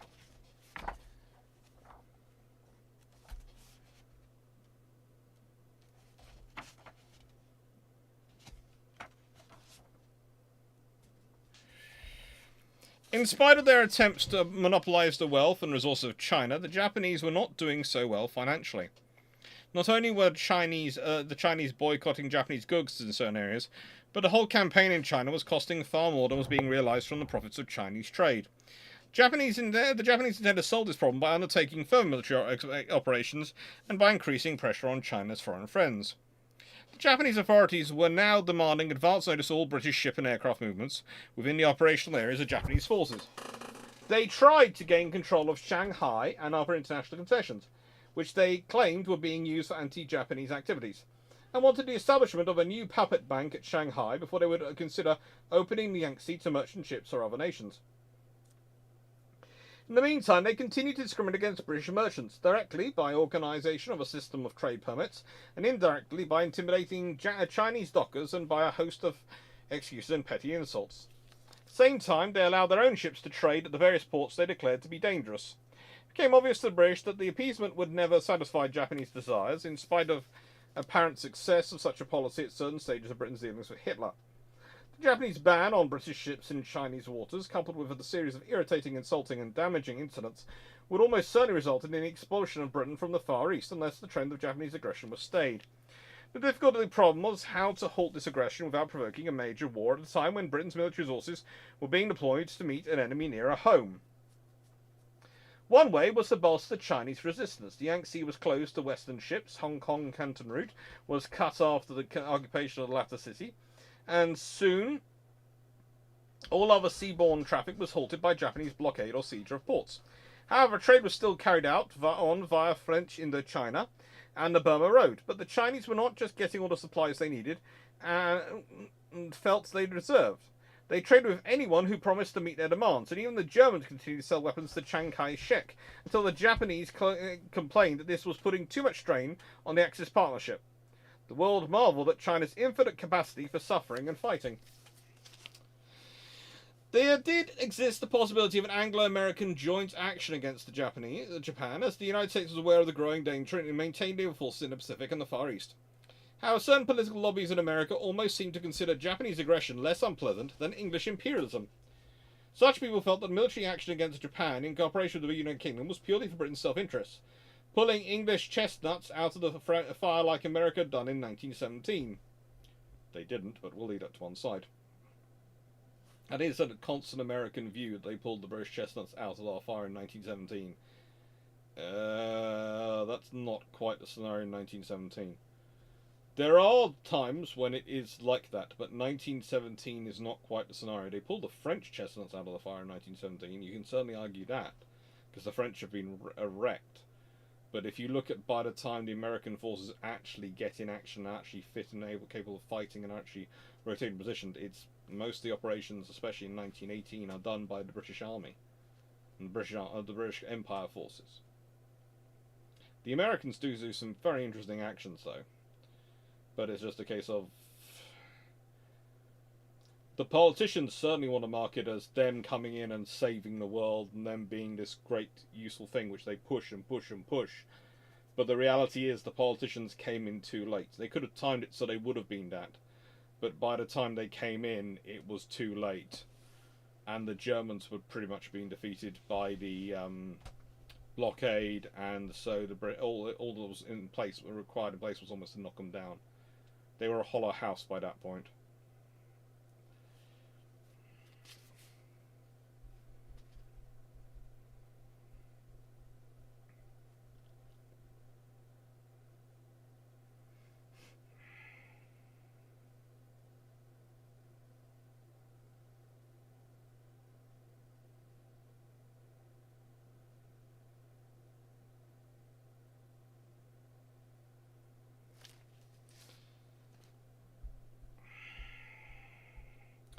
Nevertheless, although the United States continued to trade with Japan, and she also had sent an increasing amount of military and economic aid to China, whilst British American warships worked together during moments of crisis, blood was still thicker than water. This expression has summarised Anglo-American cooperation since 1859, during an attack by British and French naval forces on the Chinese-held Taku forts. Although technically neutral, the American Commodore Tatnall ordered some of his sailors to help tow several boatloads of Royal Marines to the assistance of their comrades under fire. He explained his decision with the phrase, "blood is thicker than water." The British government also considered cooperation with other foreign countries in an attempt to restrain Japan, but their importance in Chinese affairs varied greatly according to, well, their own strength and their interest in the Far East, their attitude towards Japanese fascism. The British people either did not know about these moves or did not understand the techniques and principles of international law and diplomacy in peacetime. As far as they could see, the Japanese were aggressors and should be stopped, without actually going to war. For in spite of their vocal dislike of Japanese atrocities and demands for a boycott of Japanese goods, the British public had no particular wish to get involved in a major war between two races, or even to protect the self-interest of a few British traders on the far side of the globe.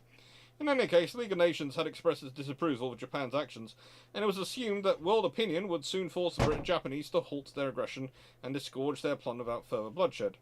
In the meantime, all possible aid should be sent to China, while if the British warships were attacked, to open fire immediately and worry about legal consequences later. The British government was well aware of the pugnacious views.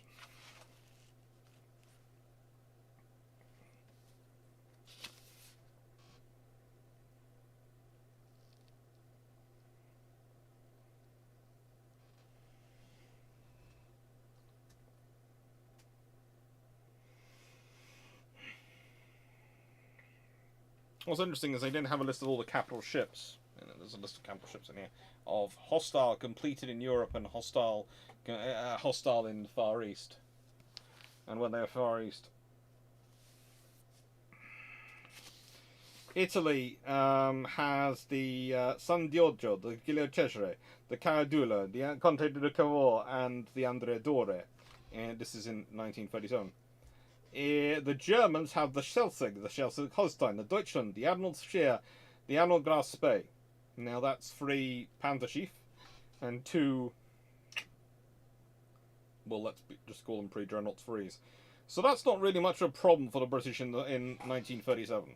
Let's be honest. The Italian Navy is more of a problem, and they've got 5 mostly modernised, fairly decent battleships. Not as good as the Littorias, but they're not bad. The British available has Barham, Queen Elizabeth in refit, Warspite, Malaya, Valiant in refit, Resolution, Revenge, Royal Oak, Royal Sovereign, Renown, refit, Repulse, Ramillies, Hood, Nelson and Rodney.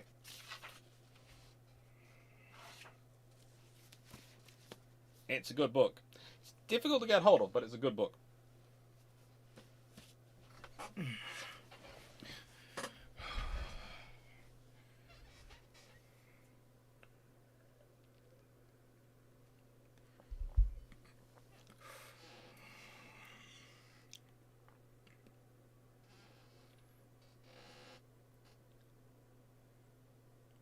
Well, the 1893 World Fair is, I'm convinced, the nexus of time travelers.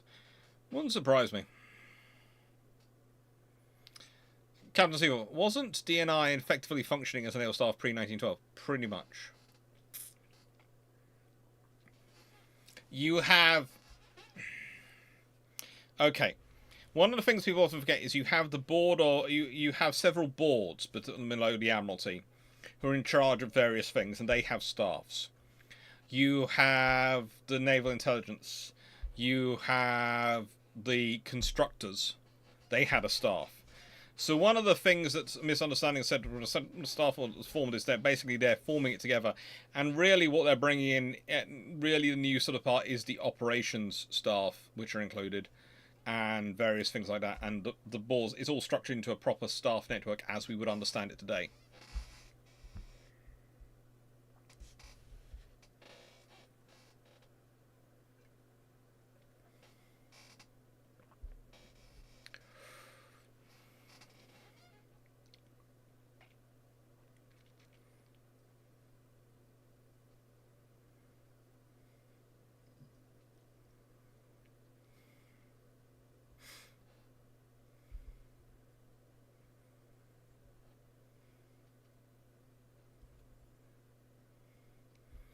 I would say, because in the whole discussion on the giant weapons, I'm not sure about anyone else's history. I can't speak to specific weapons, but I do know there's a couple in the UK, including at least one in Cornwall, gigantic weapons which were made to basically be status symbols.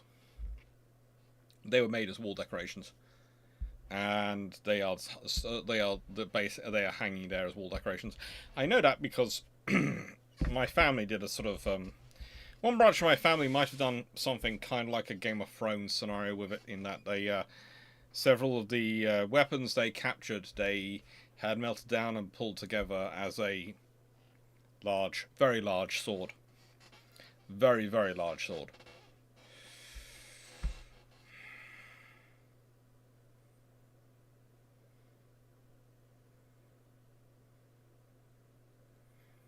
And yeah, there's quite a lot that seem to be ceremonial as well.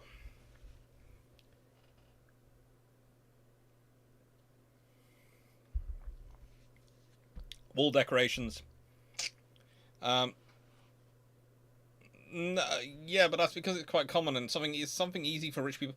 In the nicest way, Richards, I would say this. One of the troubles is, just imagine what random rich people in our era are going to leave behind archaeologists and historians to look at and wonder about. Why the frigate do they have that? I'm not going to... I will say this, and I'm going to say this in the phraseology because I remember my little cousins are watching. So, and for those who are new viewers on the channel, my little cousins watch my lives, a lot of them, and they're lovely. But quite a lot of you who are watching, in terms of my little cousins, are below the ages of 12, which is why I tend to keep my language quite clean. And I also watch the chat, and occasionally I have been known to say language like Captain America. Well, so please note what I'm saying. You might have to interpret a bit of, because I'm going to put it in. There is a friend of mine who does a lot of work with the very, very wealthy. And he does a lot of work with the very, very wealthy. And currently, the thing he and I have been joking about a lot recently is how many different houses he's gone around to, which have now got various statues of mainly the men of the house, but sometimes women's house, genitalia, i.e. the gentleman veg. And they have made bronzed castings of these things and all sorts of stuff, and they have them hanging on the wall. He's not sure when it became in the vogue, but he has, in the last couple of years, dozens of the houses he's been to have had them. Now imagine what people could be thinking about that in... There was a scenario where those were all left, and in a few years' time, in 200 years' time, someone's going to go, yes, and then there's all these collections of people's components. There's all sorts of things come up, and it's the basic case of... There are some which I would agree I'm not quite sure about the background of, but mainly that's because I don't know if the official story of why they were created is correct, because it smells a bit fishy to me, on terms of the giant swords, but quite a lot of them are purely status symbols. It's... Literally, sometimes some of these ceremonial swords and things, it's like the giant crosses you see some of the cathedrals are parading in and carrying. You need a big cross, yes, to be seen by everyone in the church as you're carrying it through. But some of them are enormous, especially when you look at some of the ones at certain churches that, in certain parts of the world, they really have gone the extra mile in making them as big as they possibly can be. And it's a case of, oh, you are showing how big you are. I don't know. First time I know, it was no.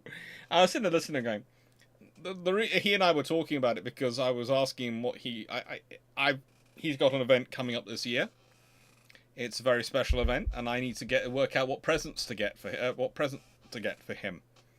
for it, and it's not giving away too much information. It was a case of not that, don't do that.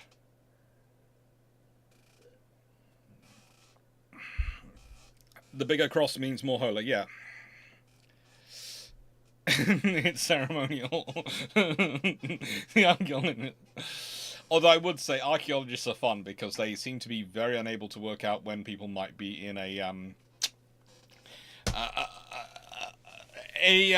non-traditional relationships. Let me say this. Say that. Because there's... it's interesting.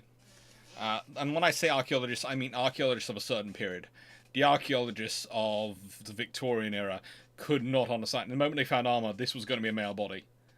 And even when you look at the skeleton, you go, no, the hips don't lie. That's female.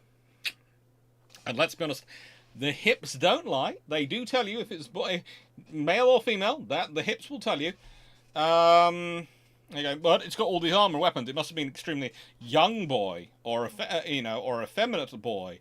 No, it's probably just a girl who could fight. And let's be honest, looking at my family history, that would not be surprising.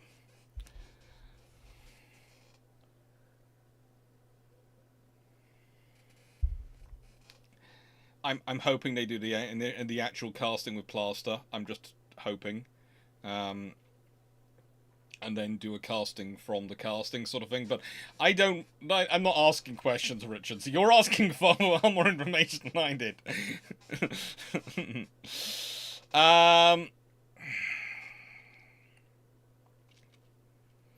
That's right. Why were only 23 Tench class, 15 Bolano class, and 1 Gato class modernized in Cold War?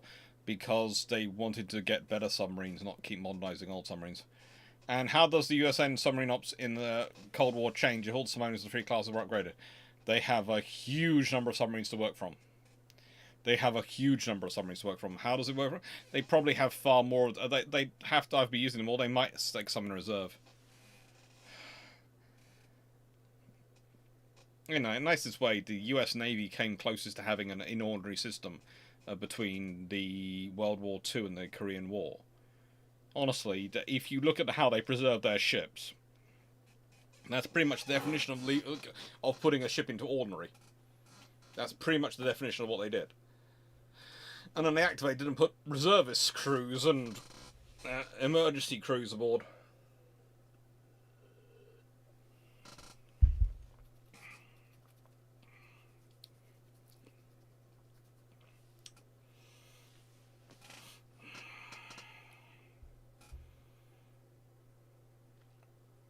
Let's say if the British build a 12, 13.5-inch battleship with 15, 13.5-inch guns and 4 13.5-inch battlecruisers with 12, 13.5-inch guns, would the Congos have 12, 14-inch guns? Probably.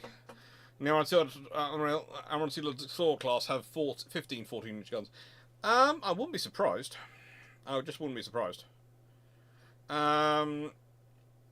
No, sorry, how much does the US panic if the Congos have 12, 14-inch guns? Look, let's put it this way. If the British are building that many guns on their ships, imagine what the Americans are responding with. In the nicest way, the Americans will be on to a lot more guns a lot more quickly. Because the Americans, unlike the Germans, have the ability to respond far more quickly infrastructure-wise. They have Bethlehem steel, and Bethlehem steel can generate designs and the amount of resources you need very quickly. They are absolutely colossal. It's one of the things to think about is that when we're talking about the running up to World War II, in terms of naval steel construction, the ability to construct large fabrication plants, Britain has 2 of the top 5 largest in the world. America has 1. Germany has 1, and Austria has 1. Austria, of course, is a Skoda plant. Skoda are the arms work which are one of the biggest in the top 5 in the world.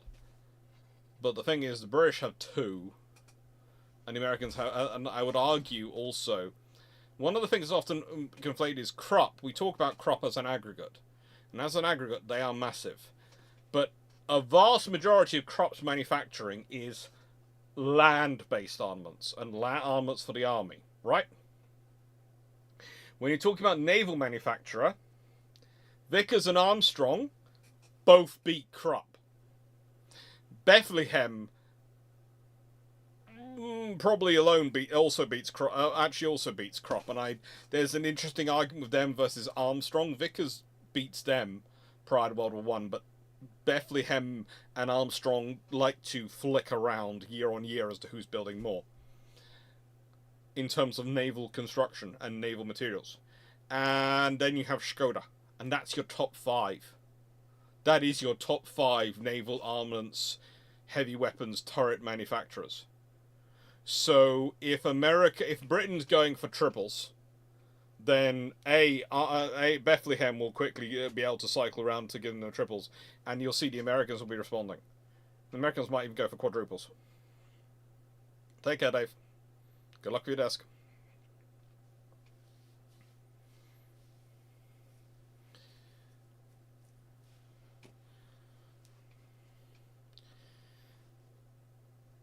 Black Muslims, the Victorian archaeologists, they sent many letters to each other expressing their love for each other. They must have been great friends.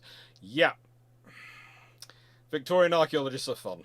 They are just fun. Oh.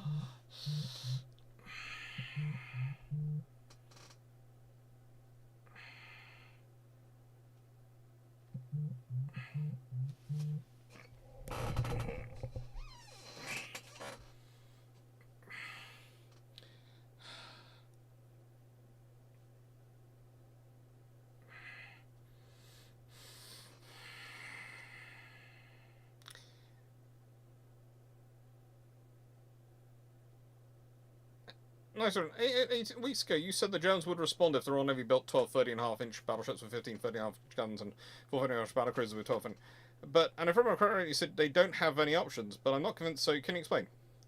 You said the Germans... Well, the Germans will respond, yes, but what will the Germans respond with? Their options are to, if they're going to respond, they either slow down construction, because if they change if they're going to change the triple turrets, then they have to change the design of the battleships they're building. They have to build different battleships. Those battleships are going to be more expensive, which is going to cause them trouble. Anything they do is going to cost them money. So the Germans might not, they will want to respond, but I'm not sure if they will respond, is what I think I said. Because I don't know if they do manage to change anything, because it's going to increase the costs that much on their construction. So if they do actually do that changeover, then they're probably going to end up building less overall. So they'll have less ships.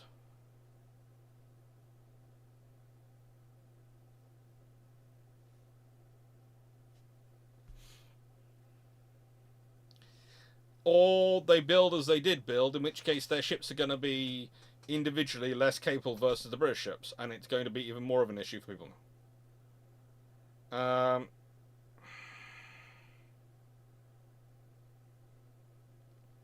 Oh, look.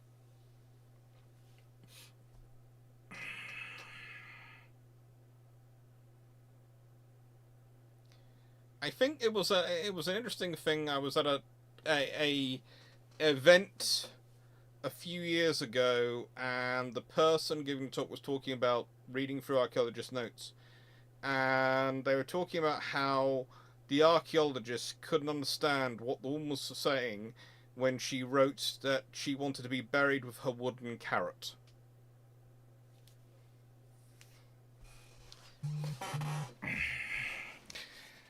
They couldn't understand what it meant.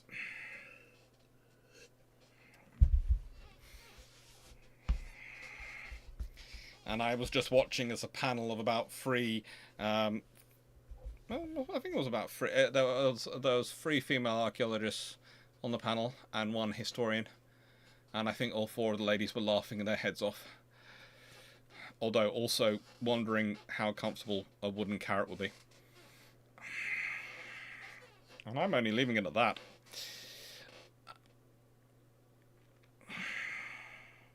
I haven't covered IJ and Aviation Cruiser yet. I haven't even got to the second book yet. If you won the Euro Millions top prize, how big would your personal library be? Colossal, but it wouldn't necessarily be a personal library. I'd probably set up something which was open to others to come visit upon request. So I would set up a proper library with thousands of books. I've got a plan in my head of what it would look like, and how it'd be organized. But the thing is, it would be set up, and it would have a team to look at. It would have its own librarians, etc. But it would be set up as a research library where people could book to come and look at it and use it and read through the books.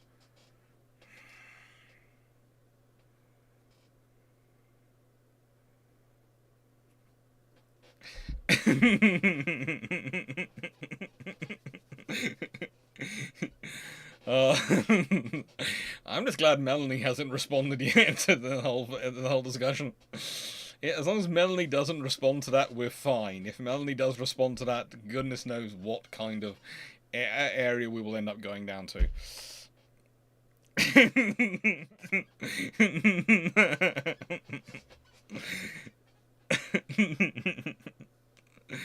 Oh. Right. What rules of conduct for those arguments? No writing in the books, but basically it would be divided up into, there would be sections where if you wanted to go off and just quietly study themselves, study the books, there would be spaces for them to go and do that. But if they wanted to sit in a larger area and talk about the books, etc., there'd be spaces for them to do that as well. And it would be open to the point at which there would never be, it would be, the maximum people would be sort of about 20 to 30 people be able to go in there a day.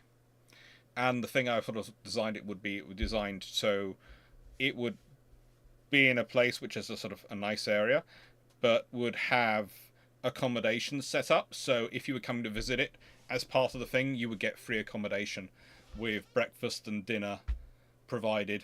You could sort out your own lunch or bring your own snacks or something like that. But you would have a room with its own sort of hotel style room, with its own bedroom, a little desk area, and little sitting area, and a bathroom and that sort of space for while you were there, and that would all be completely free. So it'd be a case of, if you can get yourself here, everything's here free. You can stay for up to 2 weeks using the library. Breakfast and dinner's provided. Refreshments and snacks throughout the day.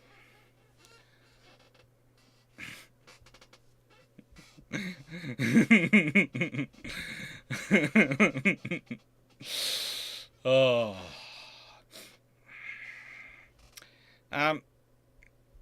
Next one. How much trouble would the high seas have been if the Royal Navy Jutland fleet is made up of 6 15-inch battleships with 12 15-inch guns? One 14-inch battleship with 15 14-inch guns. 10. They've got a lot more firepower facing them. Basically, they've got a lot of fire. If you're increasing the firepower they're facing by 50%. So you're pretty much going to cause them that much trouble based on that. And the question is, have they managed to increase the firepower the same way? That would be a real problem for them if they haven't increased the firepower the same way. But the thing is, their problem is going to be, if they try and increase the firepower the same way, they might have less ships. If they don't increase the firepower the same way, they're going to have a lot less. They're going to have a lot less firepower. So they're going to be placed in a massive dilemma. Because again, the problem for the British are always aiming for one thing. They know the easiest way to break the German Navy is not to fight a war against them. It's to get them into a political battle with the army. They'll always lose. So that's what the Royal Navy is structuring a lot of its construction around, making the German Navy end up fighting the German army.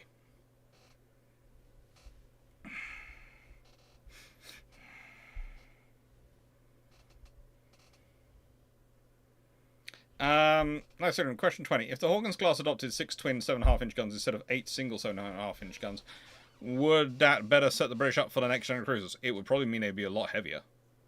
Let's be honest, if they're going for 6 twin 7.5-inch guns instead of 8 singles, they've got 12 7.5-inch guns. They've also got 6 twin turrets, and the weight and support of them, structuring of them, probably it's 2 forward, 2 aft, and 1 on each wing. One turret on each side. That's going to give them a lot of interesting firepower. I'd be tempted to say you're actually more likely to see 7 twin 7.5-inch guns, in which case, because it'd be a sort of case of 2 forward, AB, and then 2 on the wings, and then 2 more on the wings aft, and 1 in the aft position, and that gives you the same broadside as the previous arrangement. But either way, you're going to see the weight go up to roughly 12,000 tons.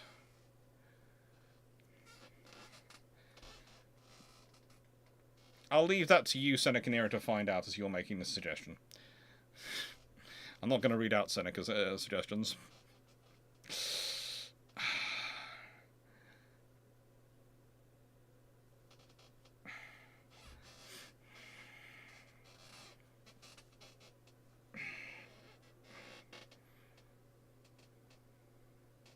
Yeah. Well, you know, I might actually have Iron Brew on tap. The thing is, I would also have it set up with a wargaming room, and my theory has always been to have it set up so that it has a wargaming room and a nice sort of, a bit of a gym complex there as well.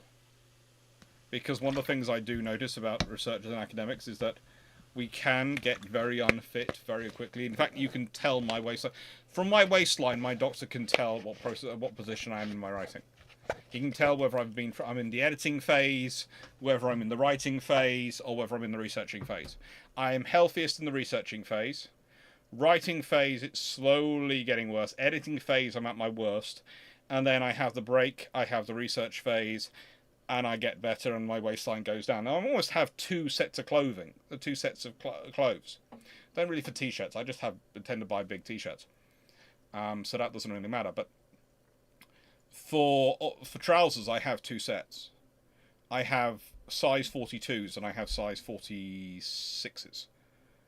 And I can go down to I can go down to roughly size 40s, but I don't see the point because I'm never really there for that long. Usually it's, but I almost have 2 sets of trousers, 2 sets of 2 sets of clothes really, because of what happens to me in terms of fitness. It's like, now I'm into the research phase, and the books, yes, they need to get the pictures, they're sort of being edited, but I'm in the break sort of phase at the end of it.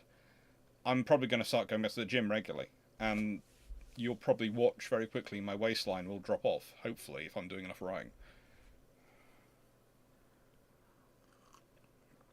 And so I'd really like to be in a scenario whereby we're encouraged to have a more healthy lifestyle, and so that's what I sort of include in there. Yeah, I'd have Iron Brew on tap throughout. We know I'd have Iron Brew on tap, just, I'm just trying to pretend. I might be mildly healthy.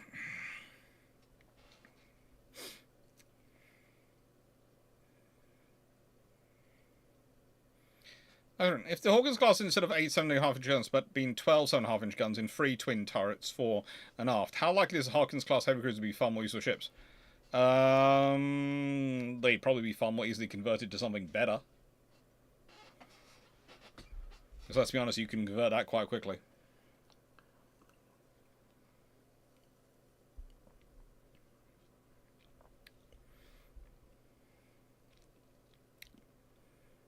Look, Richards. I don't have caffeine, I don't have alcohol. Do not deny me my sugar. I have only one vice in this life, I do admit it. Let me have the vice I have. Life is too short to not have at least one vice. I know exactly what my problem is. Don't presume I don't. I know exactly what my problem is, and I know it's too much sugar, not enough exercise when I'm doing researching and writing. But I don't drink coffee, I don't drink tea. I don't have alcohol. I don't smoke. Allow me my one and only vice.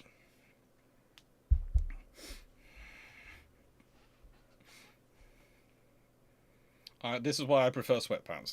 There is.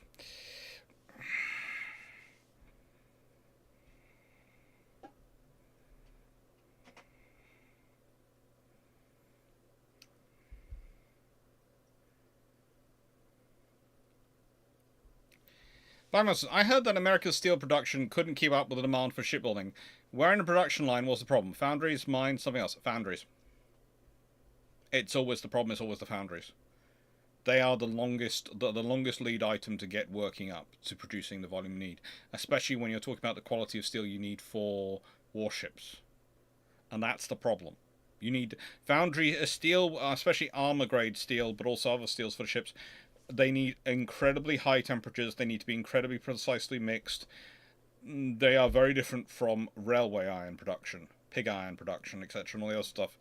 And getting those foundries set up and getting them producing is always the problem. It's the same problem the British have in the 1930s. It's the same problem everyone has when they're scaling up for war. Is that those foundries both are take the longest to set up and are the quickest to be got rid of because they're expensive to run.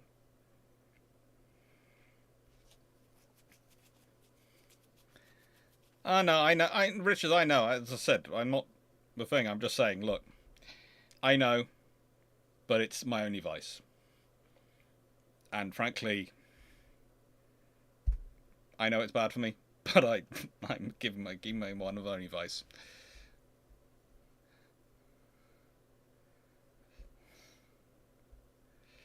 Um,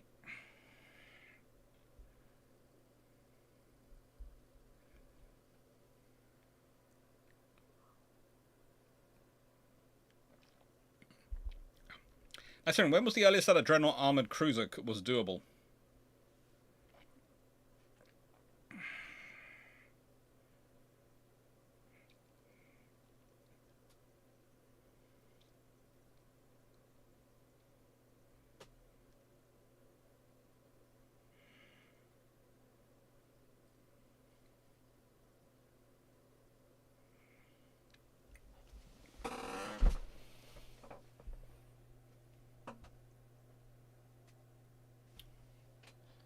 Turbines would have been 1902, guns would have been 1902, turrets would have been 1902.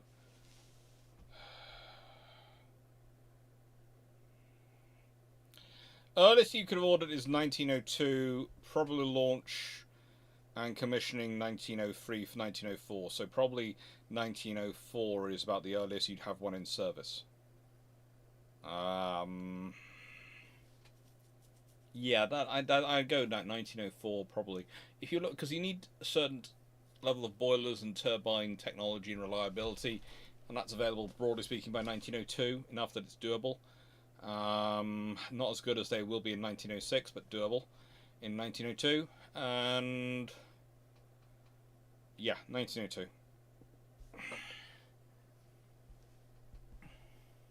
So now, would you consider Vickers and a Victorian Edwardian Mega Corporation? They're massive. We honestly, for scale of Vickers, you are talking about in terms of corporation size today, you are talking some of the largest corporations in the world. They are colossal. Absolutely colossal in terms of their range and scope of what they own and what they can do.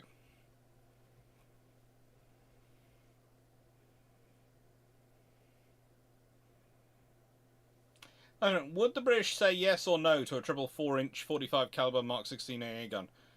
Does it work? If it does, yes. If not, no. If you could stop the triple 4-inch 45 cal Mark 9 gun from becoming a naval gun mountain, and instead it becomes a coastal gun battery, what would you? It would certainly make people's lives a lot easier, but then you would lose out on some very cool pictures of HMS Renown. So I'd rather fix it into a dual-purpose gun. Then I think it would work. And probably try and push it up to 4.7 inch.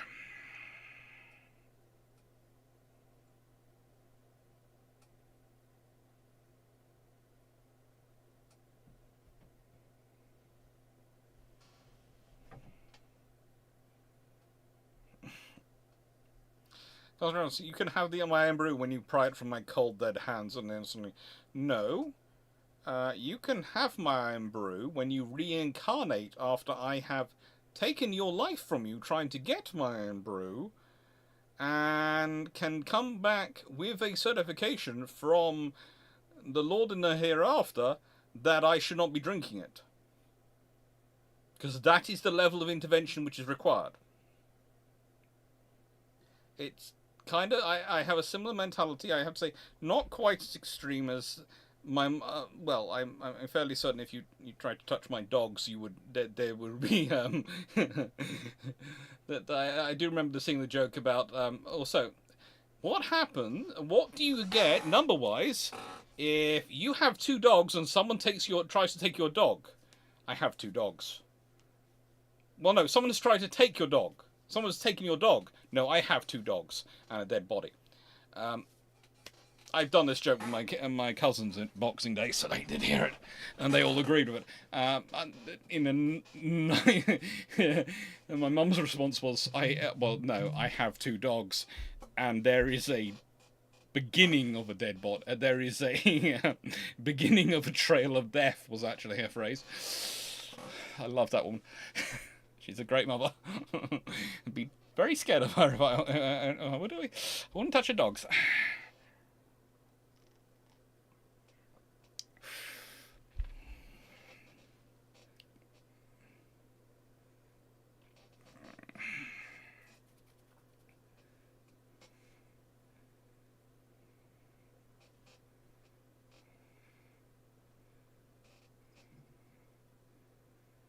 Yeah, probably some Lawrence Seaway would have to be worked on.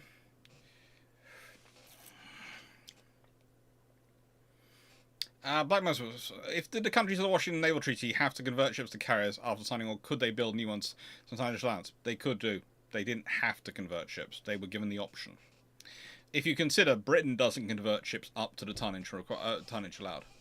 So Britain has the option, they don't. They go with courageous and glorious and furious. And let's be honest, none of them take up the limit they're required. So the Japanese go with Amagi and Akagi, and the Americans go with Lexington and Saratoga. But the British don't.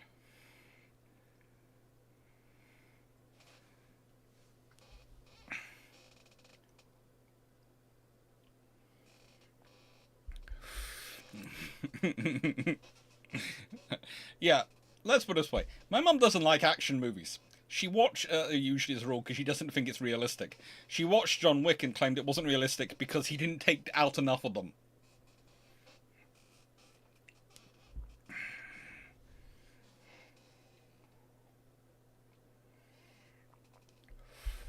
I've seen some indication that 6-inch dual purpose was being worked on as far back as the 1920s. It was. That was the original idea for the Nelrods to have a 6-inch dual purpose, but it wasn't viable. But that's why the mountings on the Nelrods have suspiciously high angles of scope.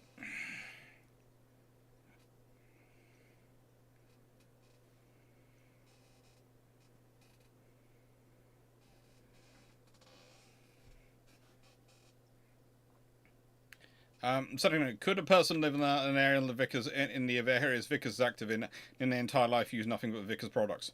There was actually pretty much possibilities in that fact.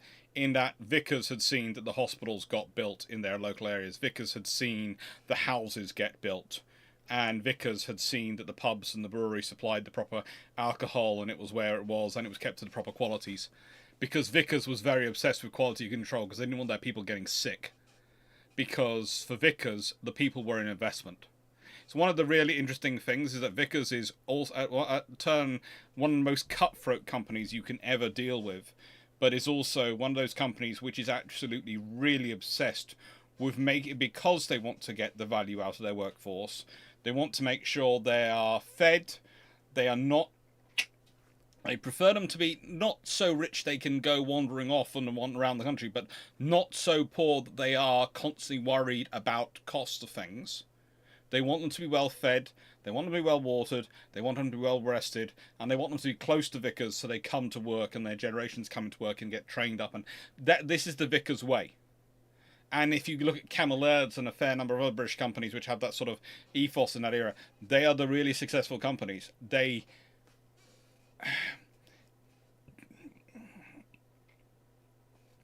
How would I say it? It's almost enhanced self-interest. Whereas these days, we have very much companies seem to have a lot of self-interest. It was at that point, it was understood, especially in some British companies, which might explain why some of the ideas didn't take as much hold in the UK as they did elsewhere. But also we did have the Labour Party who were fighting for various things, etc. But there were enough big British companies who were of the view that workers were a resource and you take care of your resources. You take care of your assets. If you've invested in something, you don't want to lose it. If you're investing in very expensive machinery, then the people who operate it are useful and important. Because if they aren't there, then the people who will use it aren't going to be as good and are going to break it, and then you don't get the value out of it. So you have to sort of look after them.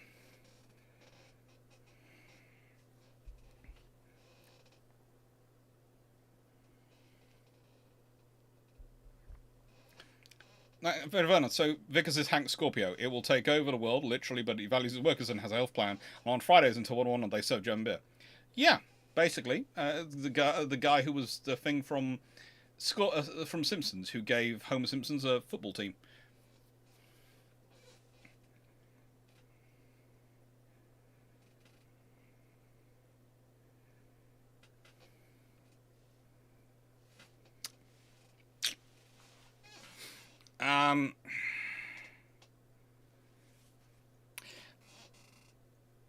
Next one. Does iron brew out of glass bottles taste better than like Coca-Cola out of glass bottles? I'd say, in order of preference, iron brew out of can, especially the traditional 1901 ones. The cans they come in are really good. It tastes more like the original in my mind. Then glass bottles, then plastic bottles. And regular iron brewing cans probably below plastic bottles. Ford has all sorts of weird things. Bama's top 10 favourite dinosaurs. I'm not going to go through 10, but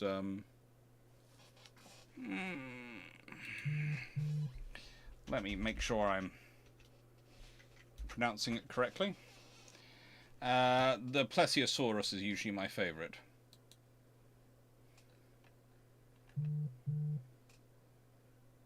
It's pretty cool. And it's pretty cute.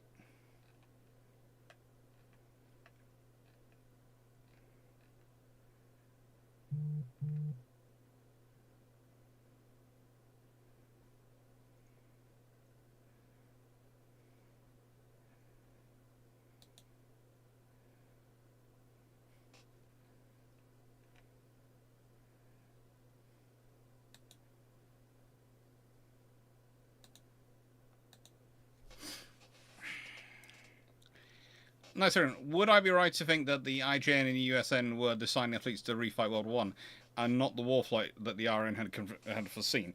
I would say there is certainly a strong element of that going on, but there's also a scenario, if you consider they are in a Pacific deathmatch scenario, where they're basically thinking about fighting each other the whole time, and the British are in a scenario where they're thinking about holding in the Far East, fighting Mediterranean, holding North Atlantic, and all sorts of things. So there's a difference of strategic approaches being forced on them by the difference of the strategic scenario.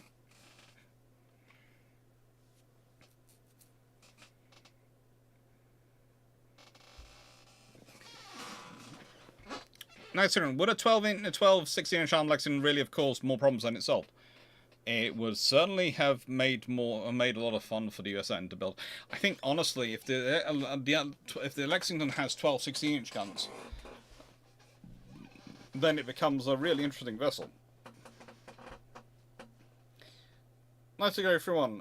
Question 27: how much quicker could Hood's damage control crew responded to the severe boat deck fire in the 4-inch lockers before it spread to the boats and the UPMO? Depends what they're dealing with also at the time. That's one of the things we don't really have much of an idea what else they were dealing with.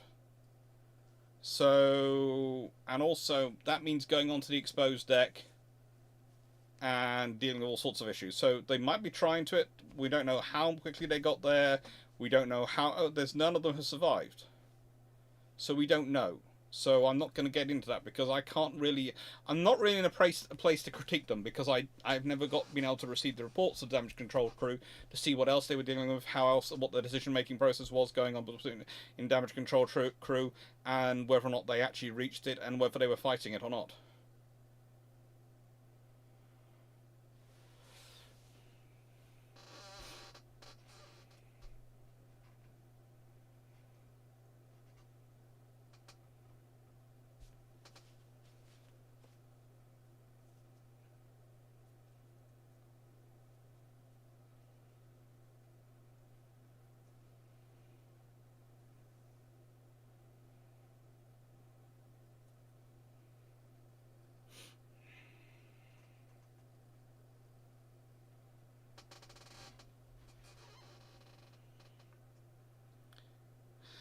That's true. In Hood's rebuild had not sunk, how much would the severe boat deck ammunition fire have influenced the changes of Hood's deck?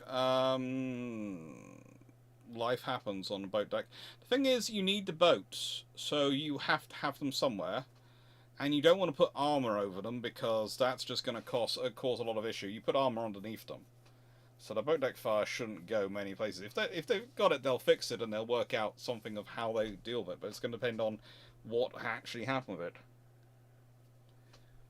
it. Magnus, what is the basic oxygen steel making process was invented by the British in 1936? The British are very, very happy. They have very high quality steel production for World War II, and they are rapidly churning it out. And honestly, you probably possibly get some of the ships which are held up by lack of armor produced actually quicker. Because if you think about that, if you've got a 1936, you've got a process, and you implement it quickly enough, you could have it churning out steel within 18 months, and then you could probably have that steel available for vessels by 1938-ish time.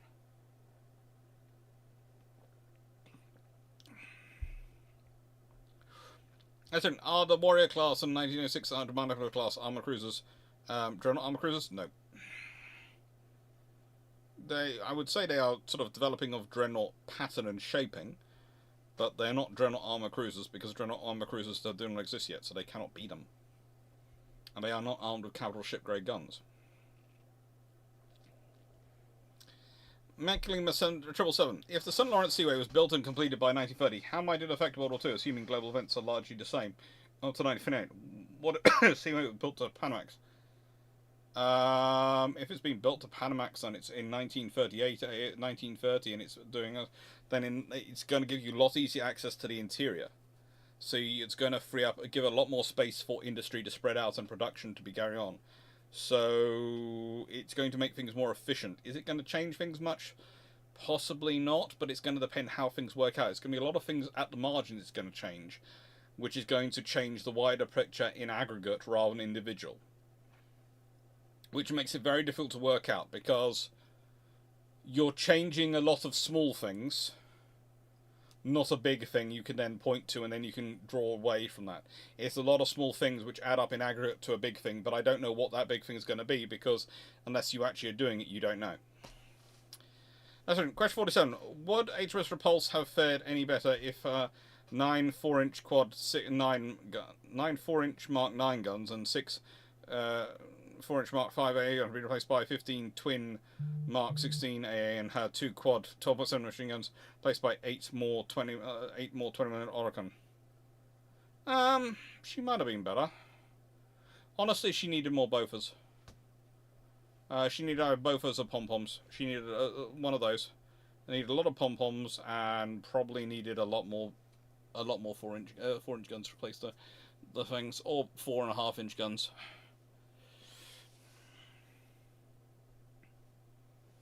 Basically, if she needed the upgrade which Renown had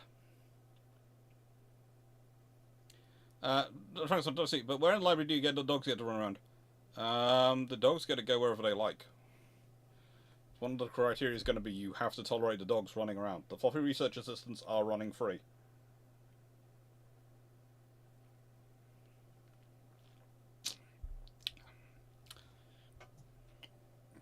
Once they've completed puppy training and know to go outside, and that's one of the other scenarios, is I would build it in a sort of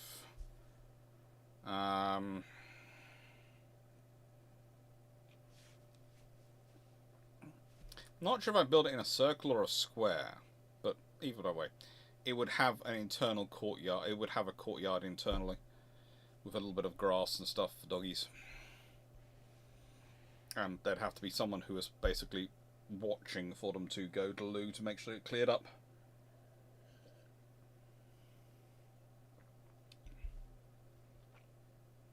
Alan Masters, what if instead of converting in new ships, the British just built new aircraft carriers from Washington Naval Treaty? There's a problem with that. If you just build new aircraft carriers, you have to remember one of the reasons why the British can build so many aircraft carriers that they can in the 1930s, and one of the reasons they're ordering as many as they can at that period, is because their carriers are experimental, because they were all launched prior to the treaty. Anything launched after the treaty, you're stuck with. You're stuck with for a long time.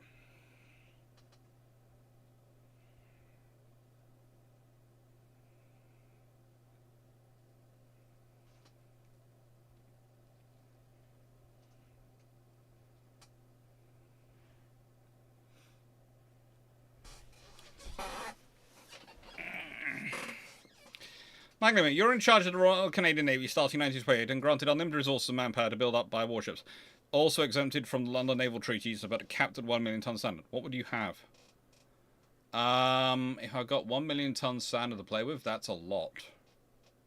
I mean, we're talking battleships are 35,000 ton standard, and if I'm limited out with that. Because I'm exempted from the London Naval Treaty, but I presume I'm not going to want to build something bigger than the Washington Naval Treaty because I don't want to invalidate everything for everyone and cause the Americans to invade. I think I would probably build some aircraft carriers along the lines of Ark Royal. I'd build a lot of sloops, I'd build a lot of destroyers, and I'd build some battleships. Probably something which would look approximately like Lion class. And I would want to build it so I had 4 for each coast in terms of battleships, 4 carriers for each coast, and about 8 cruisers for each coast, and then 32 destroyers and 32 sloops for each coast.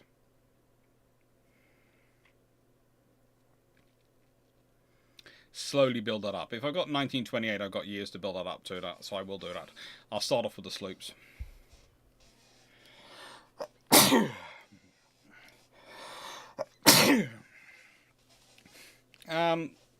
Paul Amos, should the RN have built 2 Ark Royals in the 1930s?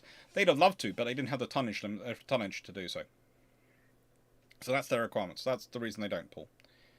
Why did the armoured cruiser not suffer the bad reputation that the battlecruiser had given that 2 blew up at Jutland? Because they were already old ships, and because of Abaca, Cressy, and Hogue. They'd already lost 3 in one day. At that point, your reputation can't go much lower.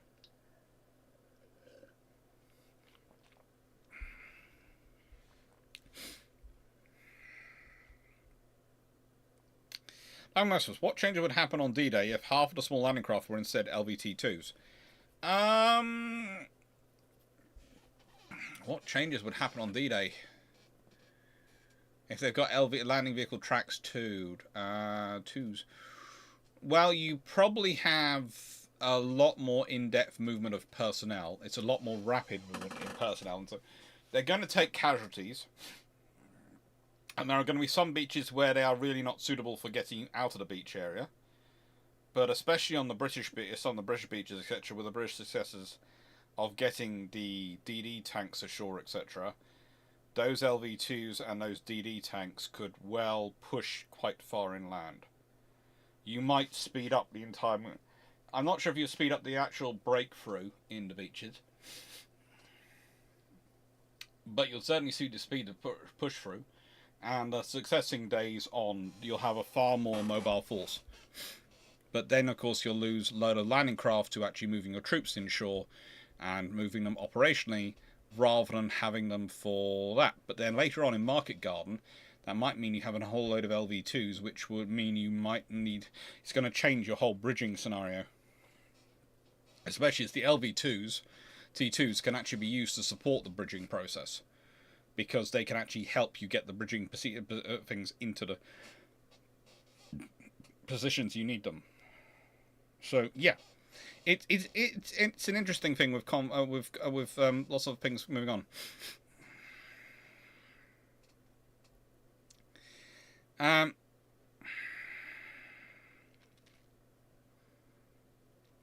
BM, how long would it typically take the home fleet to gain enough steam to leave the harbour and head for Jutland?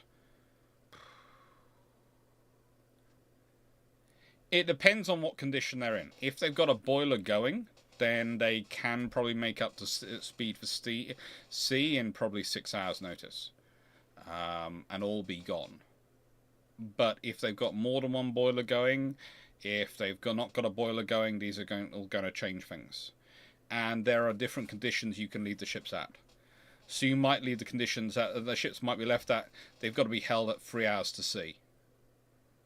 Or they might be held at 1 hour before they can go to sea, in which case they might have all their boilers pretty much going, but not at full steam. There are variations, and it depends on what the admiral in charge has set them at.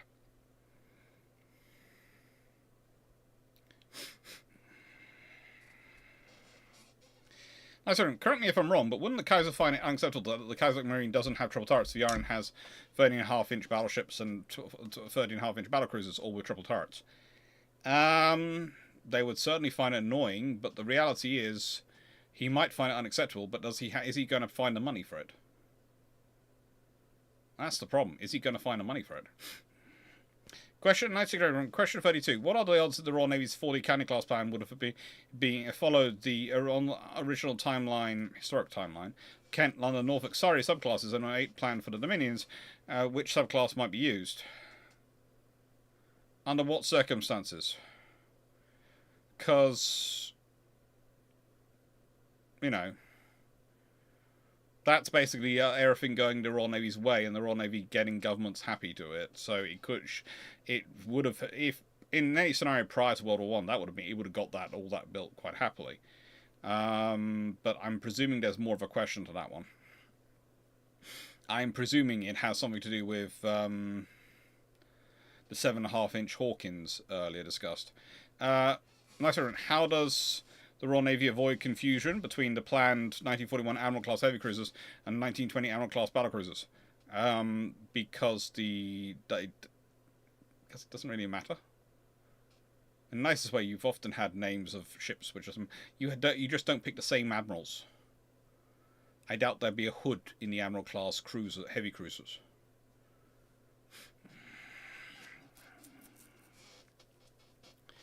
How does 6 1941 Admiral-class heavy cruisers sound like how many Yarn we get?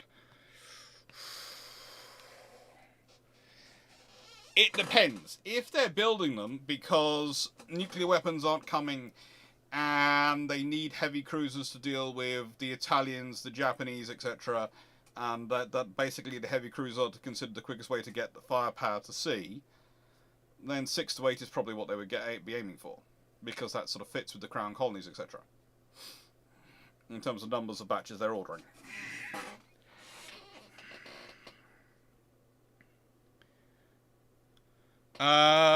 No. The question 34.5. Would I be right in thinking, or 35? Is that question 35? I'm not sure. Would I be right in thinking the 40 cannon class run was planned before the cannon class was designed, or before the treaty? No. They were planned after the cannon class was designed and during the treaty. Because you have to remember, the Washington Treaty doesn't limit the cumulative tonnage of cruisers. This is the thing I would say. The really strange thing, okay? The Lexington and Saratoga having 8-inch guns doesn't fit under the Washington Naval Treaty, because you can build as many cruisers as you like. So realistically, if you want something to have 8-inch guns and be sitting to protect an aircraft carrier, build the extra frigating cruisers.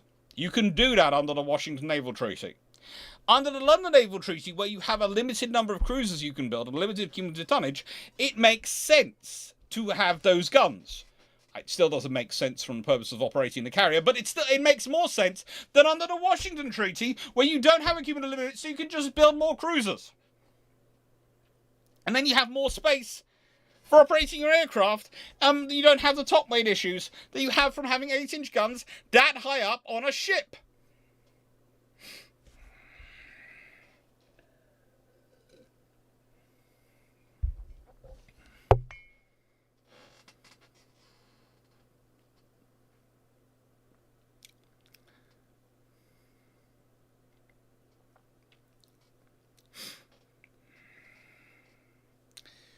What is more scary, if the Queen Elizabeth Isles have 12 15-inch guns, the rounds of 9 15-inch guns, Hood has 12 15-inch guns, or the King George V is armed with 12 14-inch guns in 4 triple turrets?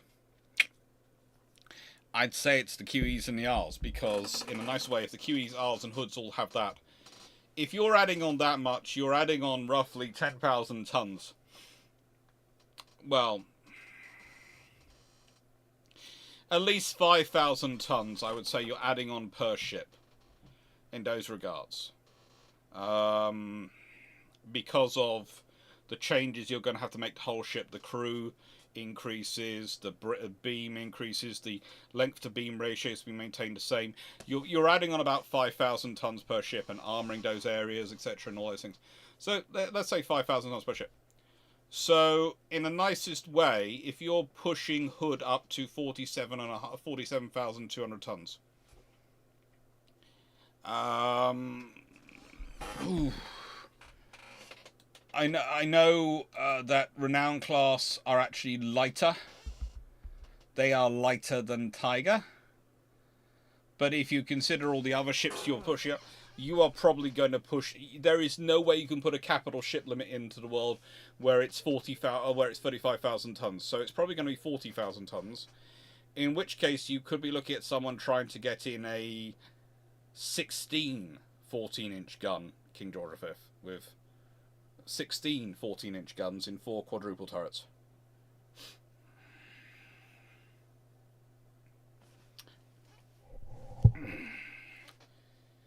Okay. Question 36. Would the British would the British build 6 1941 Admiral class heavy cruisers with a 1941 Admiral class heavy for New Zealand called HMZS Auckland? No. Let me answer this in the correct term.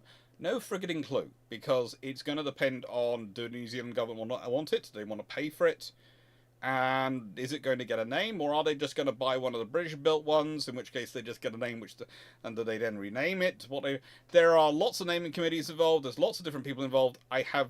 You have no idea and no capability of working that out. I have no capability of working out. No one does, because that's A, you're building the heavy cruisers. B, New Zealand has decided they want one. C, they've gone for a program where they're buying one specifically. And D, they've then decided on that as a name. When considering the amount of people who would be involved in making that process, who knows what name they would come up with. It could well be HMS New Zealand. In fact, that could be to honour the World War I battle cruiser. Take care, Tanif.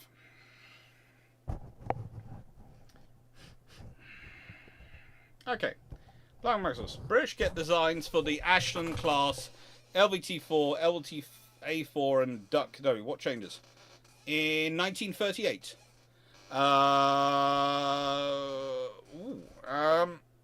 If they got designs in 1938, if they design are useful, they're going to build them. Depends who gets the designs. In 1938, the Duck would be loved by the Navy, by the Army. The LVTs might well be loved by the Navy. They might get built, and who knows, they might be used by command operations in Norway, etc. At what heights do main gun cruisers sit at compared to Lexington's? Well,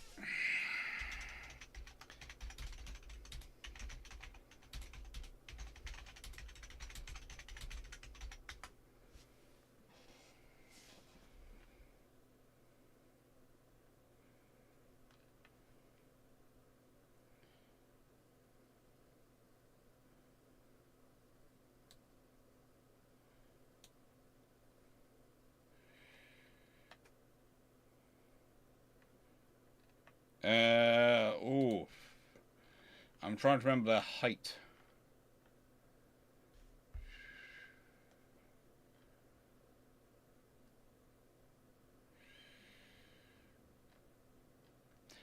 Basically, it's twice the height it normally is. I think. Because of the height of the flight deck. And you think about that, it's not just built high, it's built off to one side of the ship. It's built in front of they're built fore and aft on the island structure. So you then have to deal with that weight being high and off to one side on your ship. And to deal with the problems of it moving around, that weight moving and firing. That's just not a good scenario for a ship to deal with.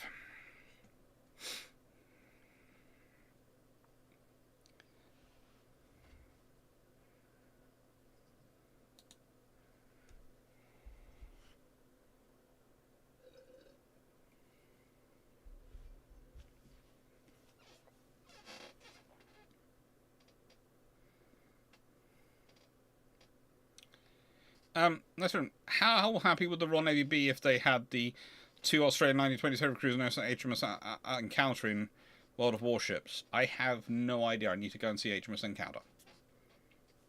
I haven't encountered Encounter yet. And how plausible do I find the Tier 10, 12, 8-inch armed World of Warship heavy cruiser HMS Cerberus? Sounds about right. You know, it's going to be British styled by the Australians. At that point, they were building British style ships, having 12 8-inch guns. Yeah.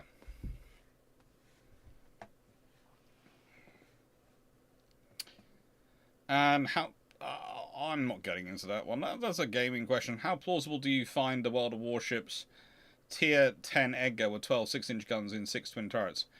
I think that's using the twin autos. So that's why it's gone that way. So there is a plausibility there, but I'm not sure if I think it would happen. I think they might have made a triple for something like the Edgar, but we'll see.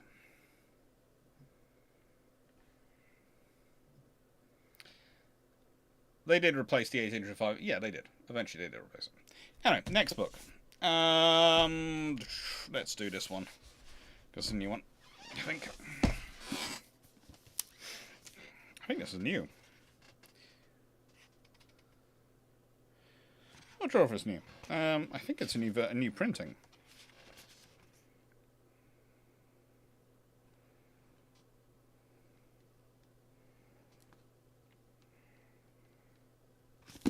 Okay, so this is Peter Edwards' book, The Rise and Fall of the Japanese Imperial Naval Air Service. And it's pretty darn cool. It's a pretty good book. I have to admit, I'm fairly sure this is a version which was sent to me to be reviewed. He says, going, I can't remember when they sent it to me to be reviewed.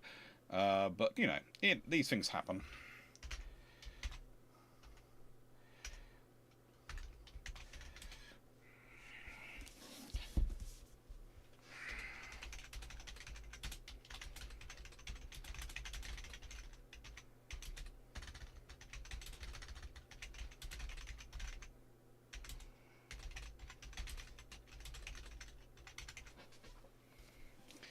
It's a cool book. It's an interesting book. It's certainly one I enjoyed, and I've enjoyed several times in my life, because it was originally published in 2010.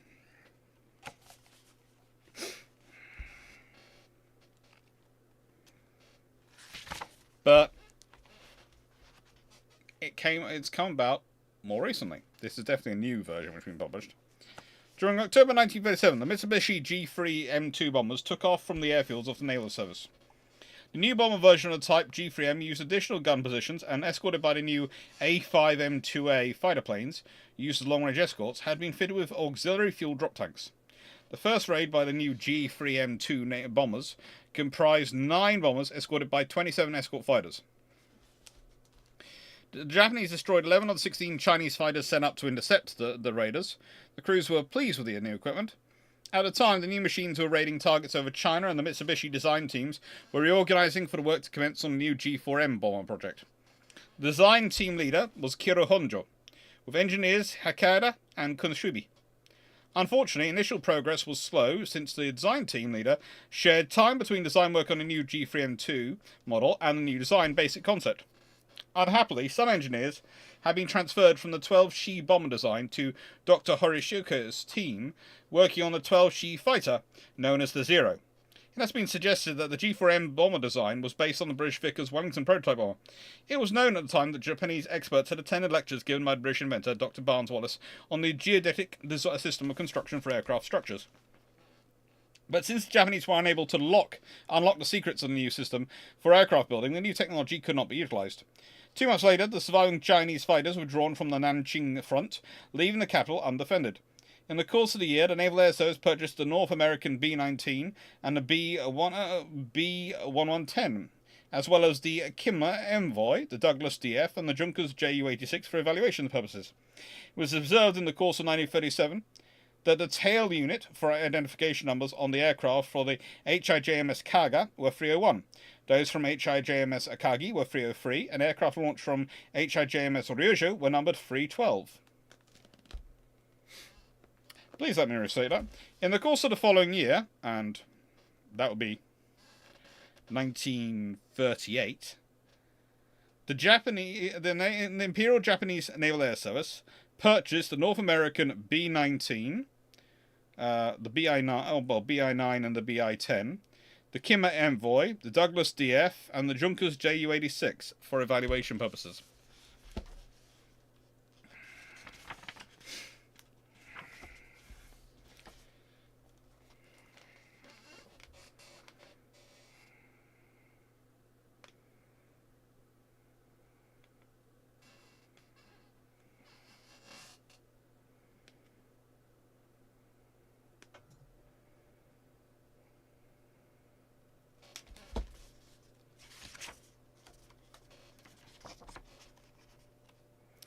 It's an interesting book, and it gives you a interesting track record of their aircraft development. In fact, they did go very, very individual. Of course, some of the pictures in here are pretty darn cool. Some less so. But,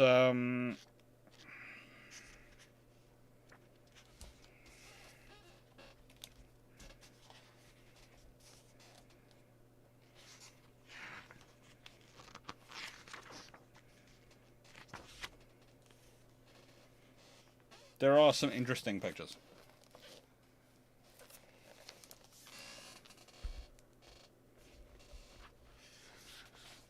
It's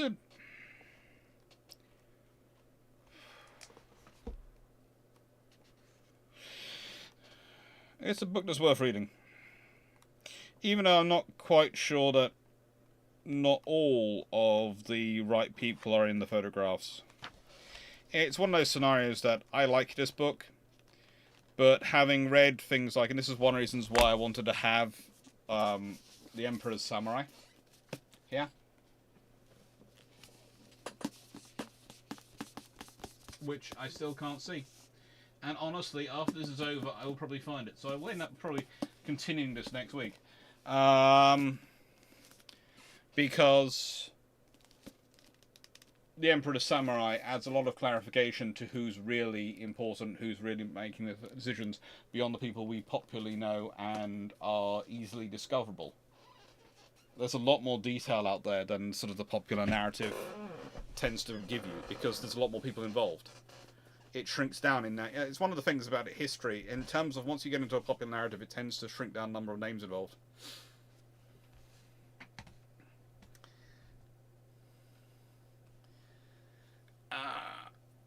Okay.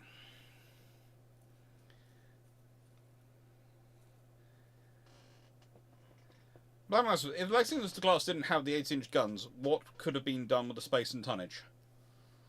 What could be done with the space and tonnage? Lots.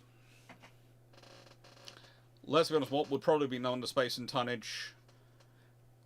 Probably more aircraft allocated, probably more space for aircraft, and probably more space for moving up goods. But also some of that space would be used for probably 5-inch guns. The Japanese did purchase a BI-9. It's either a B-19 or a BI-9. I'm not sure from the text.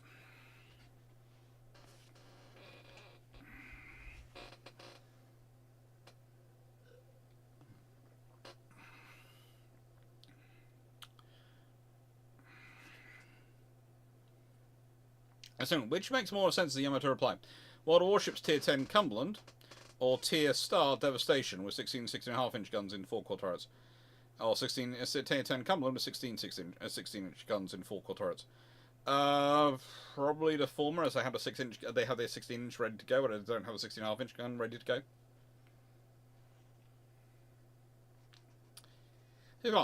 First of all, good evening. Good evening, Steve. How are you doing? In many of the videos, you discuss mass that high in the ship being stability as it is the Euro carrier. How much extra ballast in terms of aircraft do aircraft carriers need over our vessels? A lot of ballasting is covered. In fact, quite a lot of our modern, some of our modern ideas for things like lifeboats, etc., in terms of stability profiles, have been designed by people working on aircraft carrier stabilities. And I don't want to get into too much detail because it's still being used. Some technologies is still being used. But that's why we tend to be. That's why when you're talking about aircraft carrier design and stability, sometimes historians start going very quiet, or just skip over sections.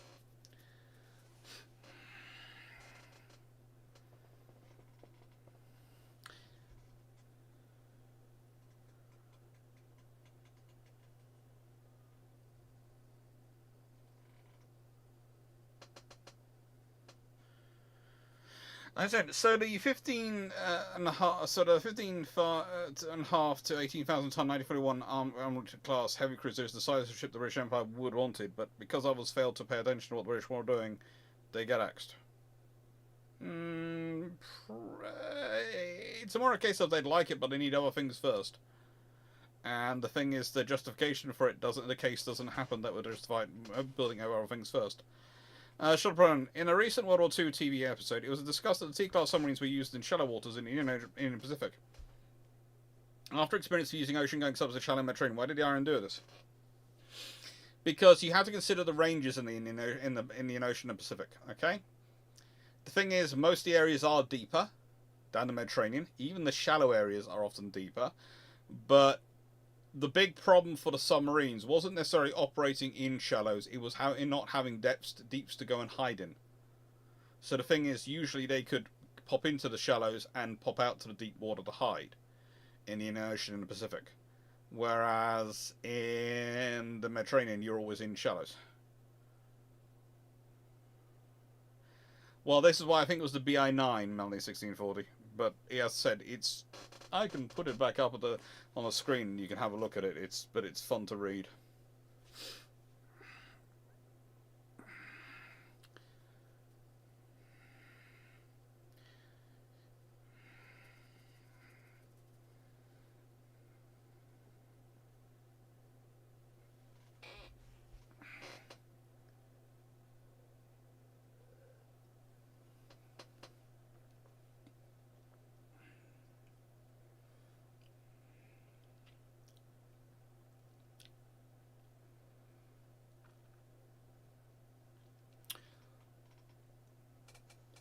Question 43. Was it a mistake for the US to build the Omaha class as a response to the old Central class, subclass C-class light cruisers, and as a response to the Dino class?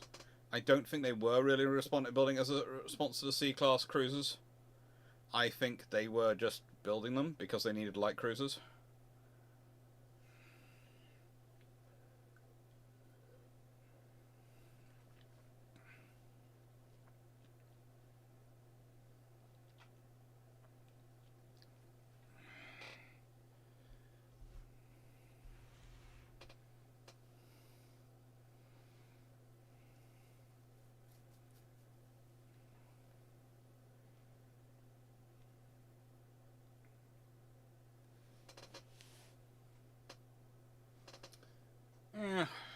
It's a good book. I recommend it. Yeah, I recommend it. It's a good book to read, and it's interesting. It has got a lot of details in there. I picked out one of the more interesting sections I felt, but well, actually, it's going to sound strange. I built it on one of the sections where it's more. When I'm reading sections to you on the book, I like to pick out sections which I know are self-contained and quite interesting. Often the book is often what is hardest for me to pick out for is where a book is very interesting as an aggregate, but it's as an aggregate, and each of the individual sections are building up on the previous section. So there's no section which is self-contained for me to talk about on the computer. Talk about when I'm talking to all you. Okay.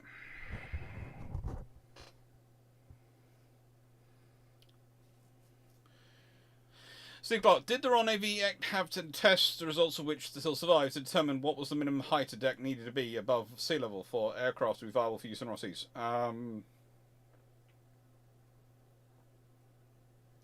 They did some interesting testing about that in World War One, but mostly for later carriers it's theoretical structures, and they're usually getting higher than they would have been anyway.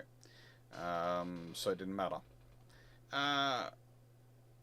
Question 44. So, would it be accurate to say the USA would have been better off instead of trying to match the Hawkins? If they let the British decide the limit on cruiser tonnage, gun caliber limit would have been 15,000 tons on 9.2 inch. They might well have been better off by that, but then so were the British and so were the Japanese. So that's the trouble for the Americans. Everyone better off. Although if the Japanese are building that, then their infrastructure probably doesn't build as many as they do get of the others. It's just all around fun. How I read Flag and Fleet by William Wood from 1919. Honestly, the name rings a bell. The name and the title of the book rings a bell, but I'm not sure if I have recently. But it does ring a bell. It's the sort of thing which I think I read during my PhD thesis, because I seem to remember seeing something which looked like that in King's College London. And the thing is, my memory is lovely as a dyslexic, I do have to admit. But if there are things I'm interested in, like books, etc., it becomes almost how do I put this politely? Eidetic, in that it will remember the image forever. And I think I remember that book.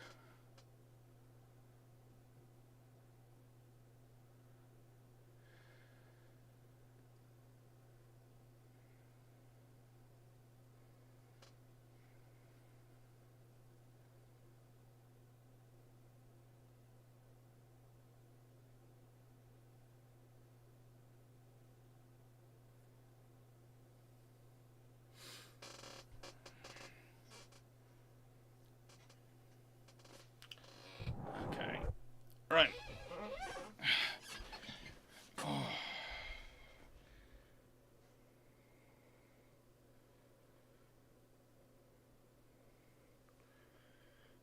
Okay, Blackmus, why do the British carriers have stacked hangars? Why not go for one long one like other nations?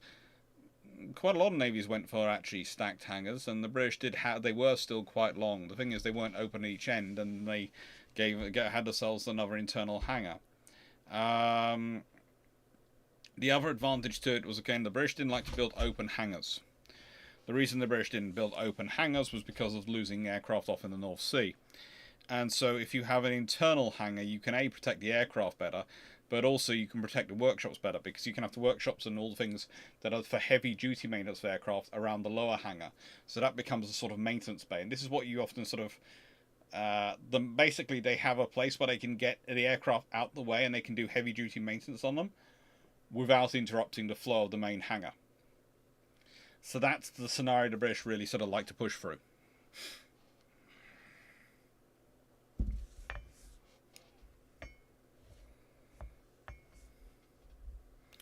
Question 40. So would it be accurate to say the US's choice of 8-inch guns and heavy cruisers was mostly because of US armor cruisers' use of 8-inch guns? No, it's because that they were basing all of the 7.5-inch guns on the Hawkins class, and they decided to go with 8-inch guns. They literally do model that limit on the Hawkins class. So they go rounded up to 8-inch, 8.1 inch, and they rounded up the weight. So that's what they're doing.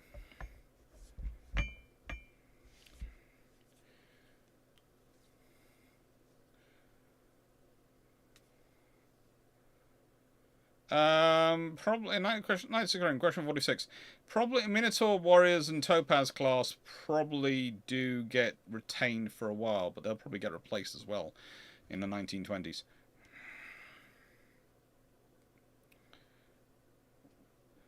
Knight Siren, what other reason could the British in a non-treaty situation have ended up with 8-inch guns on the second generation Naval cruisers? If they had developed a really good 8-inch gun and they hadn't got an equivalent 9.2-inch gun for it, but I doubt that happens. So if 2 Canada, South Africa, 2 Australia, so 2 Canada, South Africa, I presume 1 to Australia, and 2 for New Zealand Canning class cruisers were built, with the other 32, 2 for South Africa, so going to the RN, then with likely 8 deployed in totaling 12 in Atlantic, 12 in the Indian Pacific, and 10 in the Mediterranean. Yeah, what do you see change about the German-Nigerian strategies for dealing with the Royal Navy? And then you're going to have other cruisers as well on top of that. So if you've got 40 heavy cruisers, in nice way, that's now become the limit. Because what will happen if those 40 heavy cruisers are in service by 1930, all they will do is say that the limit's going to be 40 plus the Hawkins class, which is another 5, so 45 cruisers at 10,000. So Britain and America will each be allowed 450,000 tons of heavy cruiser, and they'll be allowed 450,000 tons of light cruiser. So the British will then build that, and then the Japanese criteria will be 3/5 of that. So the Japanese will be allowed 270,000 tons of each. Basically, the Germans at that point, their odds are they're going to be running into a cruiser group which will have a couple of counties and a couple of light cruisers in it if they're a Deutschland class, which is not going to be a good scenario for them. The moment the Deutschland class are shut down, then there's going to be more problems for them elsewhere. The Italians are going to again be able to build some more ships than they did historically, but how many are they going to build their infrastructure as it is? I don't know. That's their real limitation. Same with the French. They might get more artillery class. You never know. But that'll depend on wartime experiences.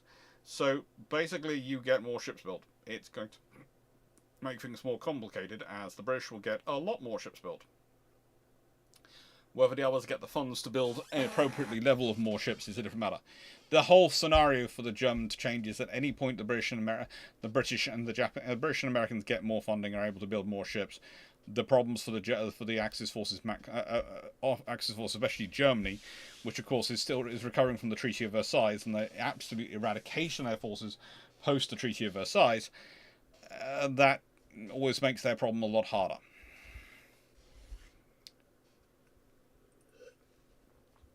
Also, it means things like Glorious, etc., going off on her own become even less likely, because if there's enough cruisers wandering around, under what circumstances do you send her off without a cruiser escort?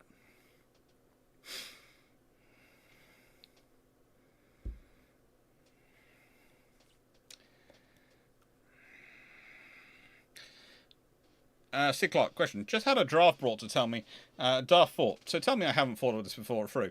Someone's used dive planes to control the altitude. Has anyone used similar items to improve stability on surface ships? Yes. There are them. There are ships which have very similar things to dive planes to help them try to operate in the water. They usually tend to come out and sort of fall back into the hull, but you can find something similar.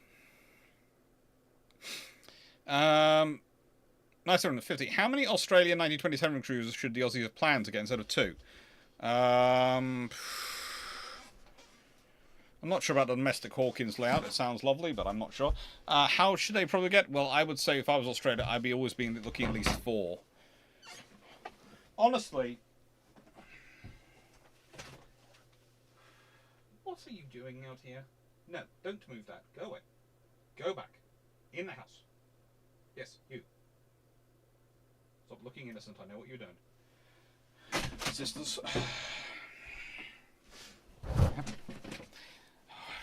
I'm not starting moving the blooming bench again. Sorry, if those people haven't heard it and think I'm being rude, my sister has a habit of picking late at night on a Sunday night to get a bee and a modder about the places of the benches around the back garden. However, not only has she been told not to lift because of ongoing issues she has with her lower back, but she's been told not to lift because she's actually got ill at the moment. We've all managed to collect 3 different bugs between us. It's brilliant. Mum was ill before Christmas. I was ill, of course, with a very, very bad cough, which comes back occasionally, but it seems to be slowly getting better. And my sister also. So she's doubly not supposed to be walking around outside. Some nights, doubly supposed to not be lifting stuff. And I caught her going past, heading towards the bench. So yes, that was younger brother telling off elder sister, rather than, not as politely as I probably should do with you all listening, but it seemed exigent circumstances.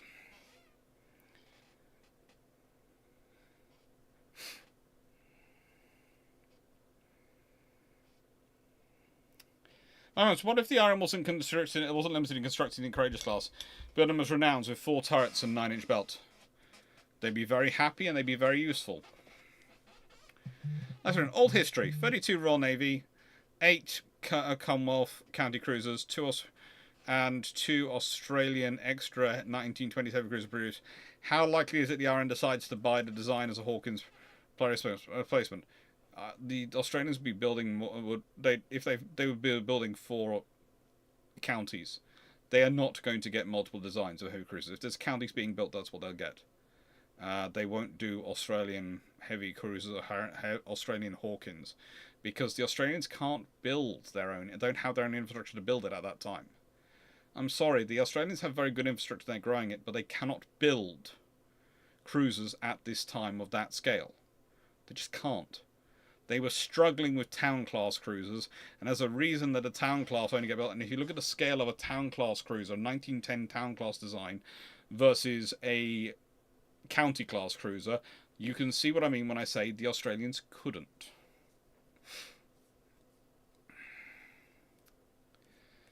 What if there was no Naval World War I? How would naval shipbuilding program go for the various nations?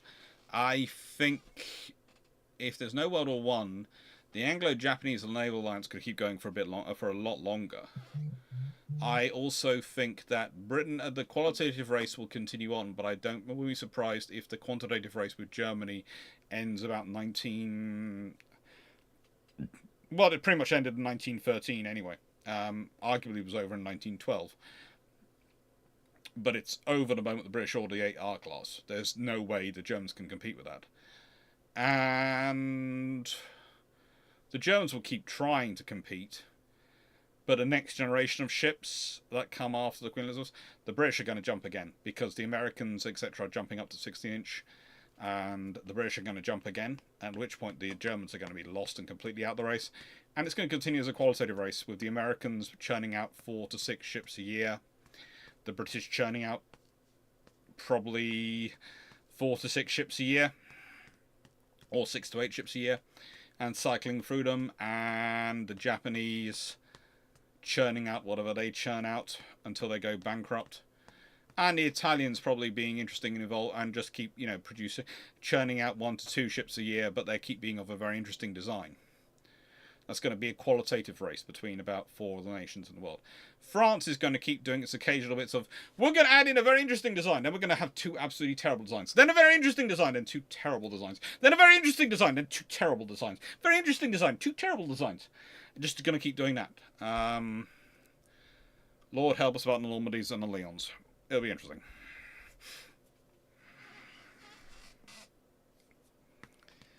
Black Mustard, what if the US Navy uses the Des Moines class hull as the basis for their first couple of guided missile cruisers? Not conversions. Ooh, that could be really interesting, because those could be very big hulls. Very capable vessels. I did get into this recently, and I will actually... This is something actually I'm going to do.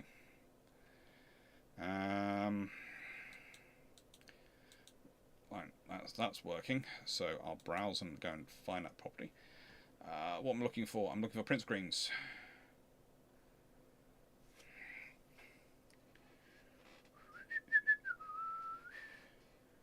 Pictures. Screenshots. They're not called print screens anymore. They're called print screens on my computer. So, I was having fun recently with someone. And when I say having fun, they were being a bit on the rude side. And I did mention this on Discord a bit, but I'm going to sort of get into this a bit now. And this was on the USS Long Beach. And I want to start off by saying that, I have complete respect for people who have served and all those things, but I'm not sure what Mr. Wirrell's first point really was about. I just not really sure about it. I'm going to do a full Wilson here. You're going to see my nose and my face. Hello. Navy had many nuclear cruisers. The Virginia, the South Carolina, and California. This guy's an idiot, was his first response. I called it the USN's last cruise, and I did explain. The Virginias were built on a destroyer leader specification hull, following on California's, the Truxtun modified Belknap class, and the Bainbridge, the modified Leahy class, as explained in the video, and furthermore in the videos about those classes, which are also in the series. The USS Long Beach was a cruiser specification hull, and so whilst not the last ship called the cruiser in USN services, that is the Ticonderoga class, which of course received their hull design from the Spruance class destroyers, it was the last ship built to that spec in terms of hull design, division, and shaping. It's an interesting point because it was that hull the USN then looked to for inspiration for the strike cruiser concept. Then his response was, I was on CGN 37 South Carolina, so you just shut up as you don't know anything. I'm not saying it's not called a cruiser, I'm saying it's not built to the cruiser specifications. So I went back into more detail and basically repeated what I said in the video. And what I said in the video was, of course, the USN had 3 strands of development specification front lines in the 1950s. Destroyer escorts, destroyer leaders or frigates as they're called, and cruisers. In 1975, they changed that round for NATO alignment reasons and to deal with the cruiser gap that existed with the Soviets. This caused a lot of vessels which had previously been rated as destroyer leaders, such frigates, to be reclassified as cruiser in 1975. Virginia class were all ordered, all barring Arkansas laid down. Virginia herself was launched before the reclassification.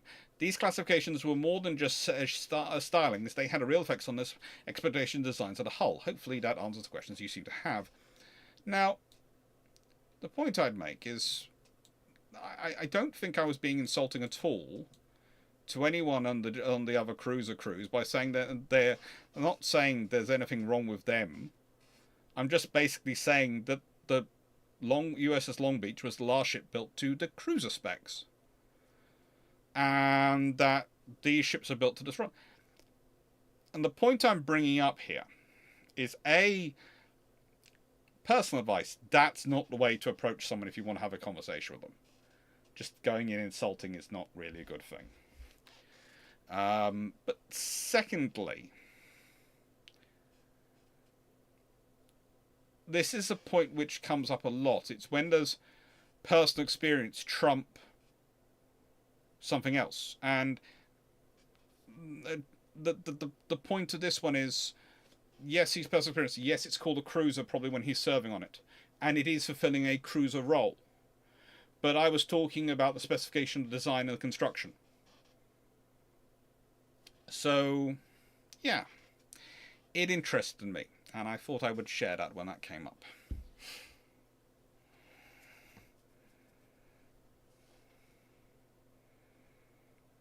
Oh. Speaking of interesting designs, your favourite example of brilliant design ideas slaughtered by committee in finishing construction. There's so many of them, but I would argue that quite a lot of the German ships in World War II are a good example of this. But if you want to see a really good example modern time, look no further than the LPDs, which are currently in use in Britain, which had their hangars deleted and their hospitals and their gyms deleted because they're all on the same deck, because it was decided that, oh, you won't need those for an amphibious ship.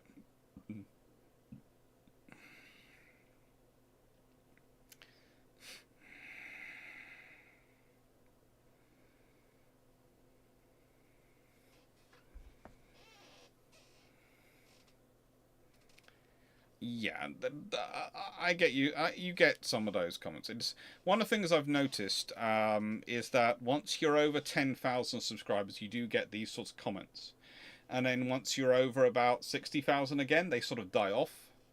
So basically, between 10 and 60,000, that seems to be when you get the high point of some rude comments. I'm not sure why that particular gentleman decided to be that particularly rude. I don't think I said anything nasty about his ship. I'd also say that he should probably have checked the spellings before he wrote it, but hey ho, we'll leave that to one side.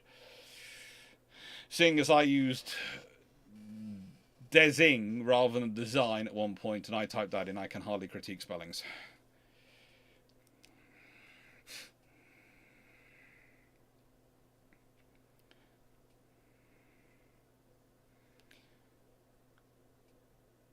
Nice one. Question: the old history. The Royal Australian Navy goes for a 9.98-inch two-gun cockatoo Australian heavy cruisers.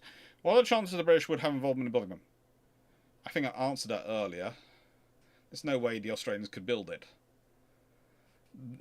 They would have to build their yards completely from scratch, all the infrastructure from scratch, and the only place that comes from is Britain. And that's not happening under the treaty scenario. So speaking of interesting designs, your favourite example of brilliant ideas for discuss that. What are the odds in a 40 cannon class run that? No, because if the RN's running a 40 cannon class and they're building all twin turrets, they're not going to do that. They might. There's always a chance, but if you've asked if they're doing a 40 cannon class run, and then you want to have two cruisers built specifically for the Royal Australian Navy, built with turrets which no one else is using, built with infrastructure that doesn't exist yet. It's not going to happen. It's you either get the entire county class design to be switched over to design, or they're going to be all 8-inch guns.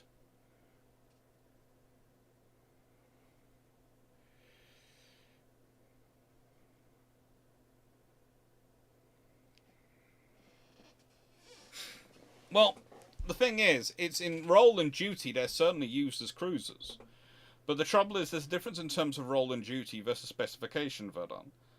And that's the thing. When you look at when I'm talking about cruiser construction and cruiser styling, I'm talking about the specifications of a cruiser, the hull thickness, the subdivision, the organization of it, and the various things in terms of laying out and presentation, and its spacing, especially for roles such as diplomacy.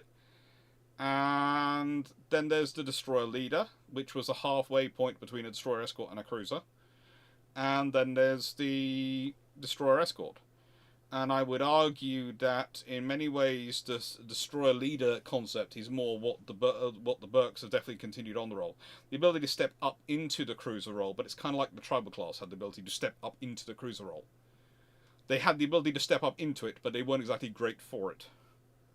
But they were good enough to do it, and they had the spacing that could be suitably used for it.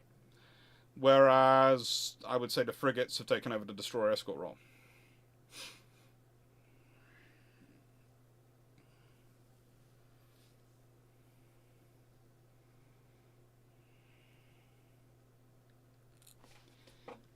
What could USS get on a Des Moines class hull compared to USS Long Beach?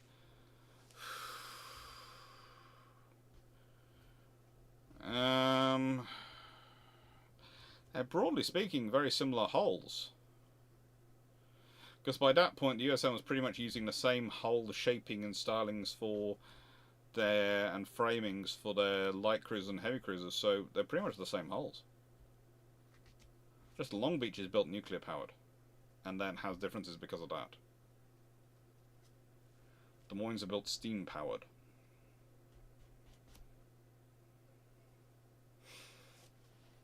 Alright, I'm going to run this on till about 11 o'clock, so about another 17 minutes or so. The reason I'm saying I'm going to run it till about 11 o'clock is because I need to check some things before I go in. By my account, there isn't a video coming up tomorrow, but there is a video coming up Tuesday. At some point this evening, if I've programmed it correctly, the February suggestion should go live on Patreon. Thank you to everyone who's suggesting topics on naval aviation. On the beginning as naval aviation video for the carriers of the year. I will say that some of the suggestions have come through by interesting means, because that some people have decided to go straight to WhatsApp because they have those eagles to message me through suggesting topics, and I will be taking up those joint topics where I think they're appropriate.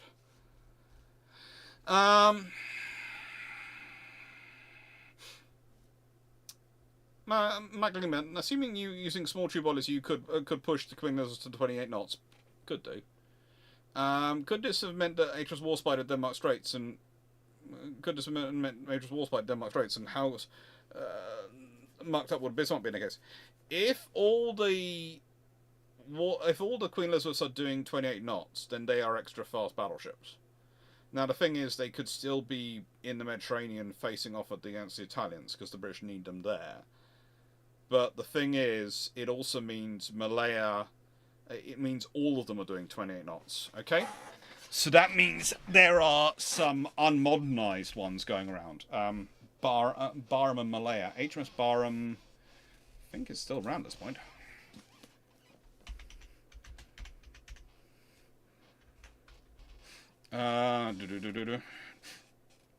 She's 24th of February. She sunk 25th November 1941, so she'd still be around. So the thing is, though, if they're all doing 28 knots, then they have a lot more useful ships. So at that point, I don't think Royal Oak gets modified. The Queen Elizabeth class probably gets upgraded as well. So you might have had 4 or even all 5 of the Queen Elizabeth class might have been modernized. Especially their 28 knot ships. In which case you have those also as fast ships at the beginning of the war. The thing is, that could have a cumulative impact on other scenarios. The whole thing of Renown being on our own versus Scharnhorst and Gneisenau might change. The whole scenarios, therefore, for their later operations might change. And it's going to be a cumulative impact. So the moment you have... yes, there is a theory that it could be potentially Warspite, or one of the other Queen Elizabeths could have been at Denmark Straits. If they're capable of 28 knots, yes, they could have been there with Prince of Wales and Hood. And if you have another battleship there, it does change things.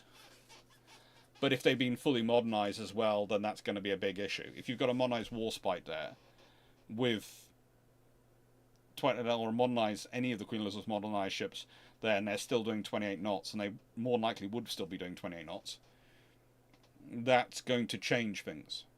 It's going to change the fire. It also might change which is the ship in lead. Because you see, what might happen is the Queen Elizabeth class vessel and the Prince of Wales form up as the primary pair to attack the Bismarck, and Hood plays free safety and wanders off and attacks from a different angle. So there are options which could come in, if that makes sense. They probably wouldn't have Hood, they probably wouldn't have a line of three, they would probably divide off.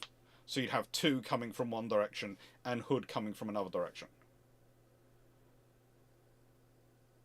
So it changes the whole battle.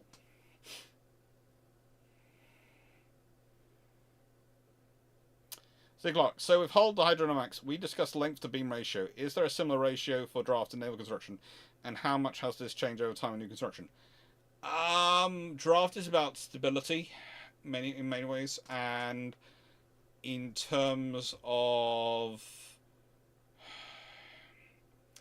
the deeper draft you are, the more theoretically the more resistance you're facing, but also there are other advantages that come from it. So draft is also slightly more complicated scenario, and something I will probably get into at some point, but I want to have some time with a proper tank before I do that. I want to do some videoing in a tank room. I'm trying to get that arranged.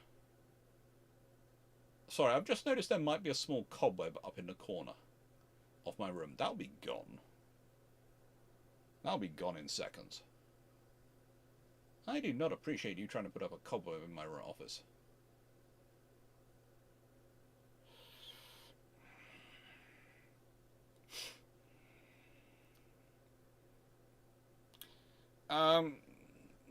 What is the difference between the cruiser hull, Long Beach and Last Hull, and what's been used since?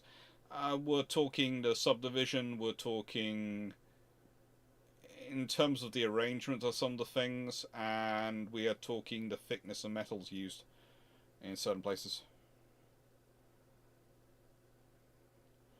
That's question 54.5. You never heard Australian Cockatoo heavy cruiser, have you? No, have you?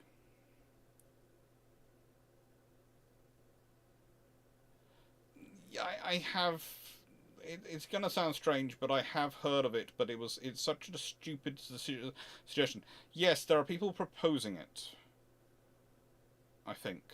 Not sure. Cockatoo. I think it was Cockatoo Island, and Walsh were proposing it. But the thing is, they're proposing in conjunction with a massive investment in the infrastructure at Cockatoo Island in order to be able to do it. And I think I last was looking at it last time I was looking at something that deals for it. It was in the Cockatoo Island books, which are behind me up there, I think. I think that's the Cockatoo Island books. Not the Cockatoo Island books. No, the Cockatoo Island books. Oh, they're there. Yeah. So, the thing is, it's a lovely idea. It's an idea put forward, but it's also an absolutely not going to happen idea. Because the Australian government is not going to put enough money in their way to go their own way. So either they get the British government to sign off on building that design, in which case there is going to be the stuff built for it for them to be able to use it, or they're going to get counties. So that's what's going to happen. The moment they're getting the reason they're getting counties is because of the treaty system. So if the treaty system didn't exist, the British would not be getting counties. They'd be building 9.2-inch gun cruisers, which would be very different than the counties.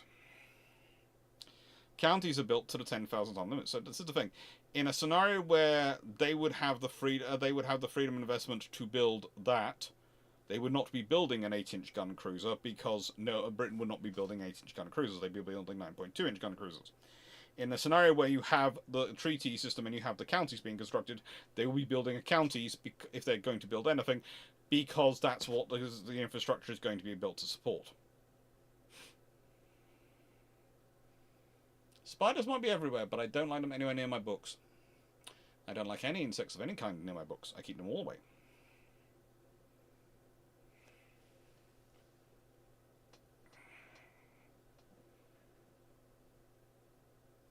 But yeah, the discussions I've read about what I think you're talking about in terms of heavy cruiser, in terms of Cockatoo and Walsh cruiser, I think it was a very, very rough ideas put together by someone who had bright ideas. Not necessarily practical ideas. Black Monsters, what if all the Revenge class are built as QEs with small tube boilers, no scrapping to create renowned class, and as we know. So in that scenario, you're talking about Agincourt would have to be built as well. So if you're a scenario where you're building all 6 Queen Elizabeths and all 8 Revenges, and they're all built as 28 knot, 8 15-inch gun or 8 15-inch gun ships, then the Royal Navy at that point has 14 of those in service. Let's say if World War II or World War I holds off till 1915, 1916 for some reason, that's not a good scenario for the Germans.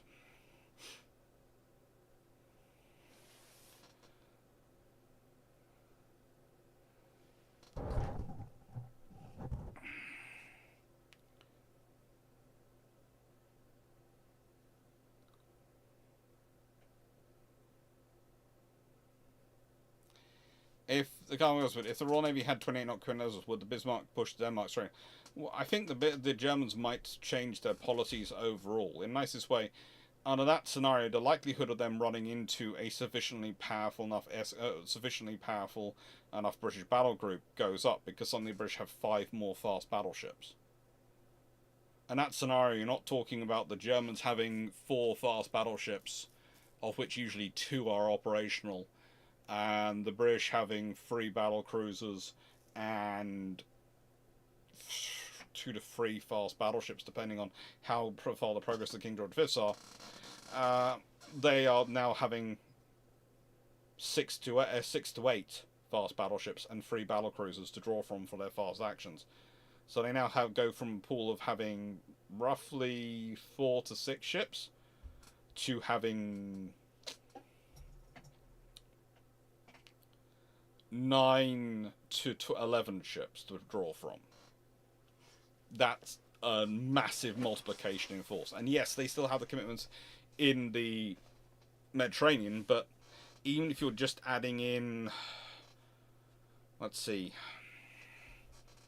Barham and Malaya to the King George V's, then Renown and Hood and Repulse. Well, Renowned usually with Force H. So Repulse, Hood, the 2 to 3 King George V's. That's King George V, Prince of Wales, Duke of York.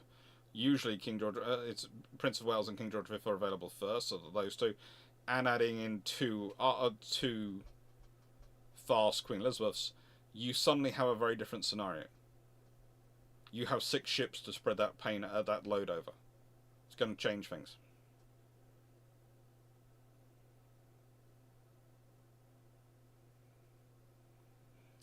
It's not a missed opportunity. It's something which people like to jump on, but it's not really a missed opportunity.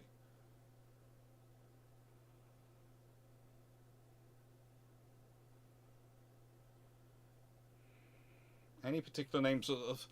You've mentioned a list of possible names for additional tribals, if not built. You read a list. Were there any names that were particularly interesting?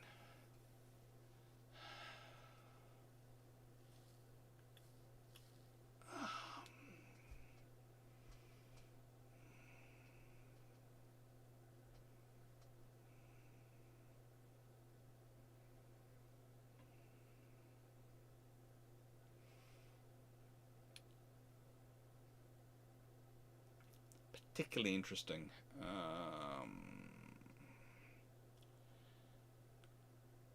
I'm not going to try and pronounce them, but there were several which I was looking at and thinking that's going to cause a lot of fun for Royal Navy personnel to pronounce in the 1930s. But we'll leave that to one side.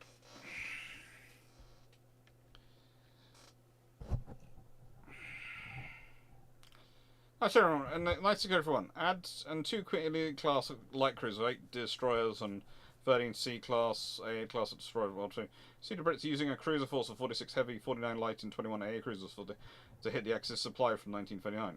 Yeah, don't use them. If the British had 5 York, 40 County, 4 Hawkins. You keep going on with these Oz, and as I keep saying, they're not going to be there. They'd be domestically built counties, so it'd be 42 counties. Because the thing is, again, you're expecting Australia, which doesn't really have the infrastructure to build anything bigger than a town-class cruiser at this point, to suddenly grow the infrastructure to build and completely design and develop and support not only their own cruiser design and bringing in build and getting in all the turbines, etc. They'll put for that, but to also design, develop, pay for the design, development, and construction of a brand new turret design. Because the British don't have a triple turret, which means they'd have to buy it from the Americans, which the British government might well not want to get involved in, and wouldn't want because they might see that as a problem. There are all sorts of issues which can start bringing down. And of course, there's the fact the American 8-inch turret in the 1920s is not really in service at that point when they're talking about it. So, no.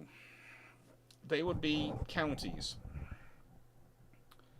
If the British have all those cruisers, then frankly the Germans are in trouble. Frank Smarter, Dr. did you ever make the follow-up video that explains what you saw on the Hyder? Where was the extra torpedo room? Okay, I did do a video about the Hyder. That was produced last Christmas, I think. And I've still got to do the Australian videos. I haven't edited those together yet. What I would say on terms of the Hyder, in terms of storage, very quickly I found out there were lashing points on the deck where they could have stored torpedoes. And that makes obvious sense to me, frankly. There are positions they could have stored them.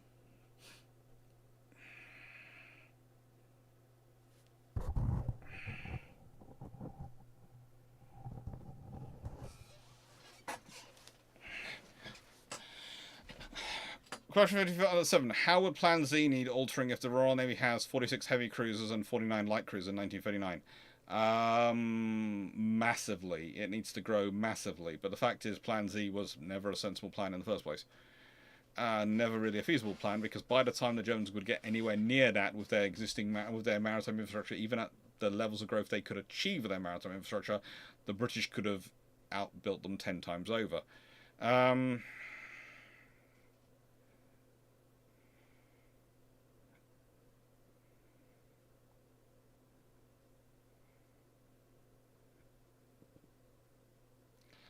It was cost. Yes, because cost would mean you had to build everything. This is the point I keep trying to make about infrastructure. You can't just go, I want to build this. You have to have the capacity to actually build it. You have to have the skilled people to make that infrastructure work. It's expensive. It requires investment over time. You can't click your fingers and make it work.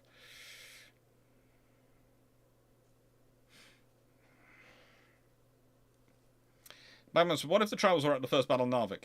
If you meaning in the foggy period when the Germans invading and supporting the Norwegian forces, then it's not a good scenario for the Germans, because frankly they were weighed down with a lot of troops, etc. aboard, and frankly, the tribals could have done severe damage to them, and would have done severe damage to them, and it wouldn't have been any kind of waiting around going, shall we have negotiations with you while you plot our position and aim torpedoes and guns? No. If you're talking about the second battle, which is the first British RN-involved battle in Narvik, if that was a tribal class flotilla doing that hunt, and you had 6 to 8 tribals in there, then I think the German squadron gets wiped out because of the sheer volume of fire they're going to be putting forward. That's the thing. They go in and they're fighting their way out. Well, the tribals would have so much more capabilities when it comes to firepower than their German equivalents in terms of volume of fire they can put out. That, frankly, it's not going to be good. Right, I'm going to say last questions because it is now 11 o'clock and I think I'm going to get another coughing fit shortly. So I'm going to go for more medicine.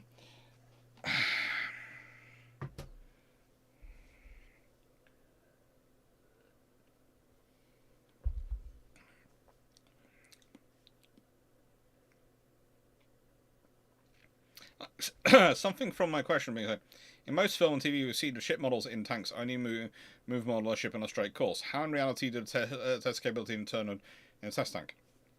Usually it's mounted on something which has a motor which can slowly simulate its turning in proportion to its size, etc. So it turns at the speed scale to its actual turning.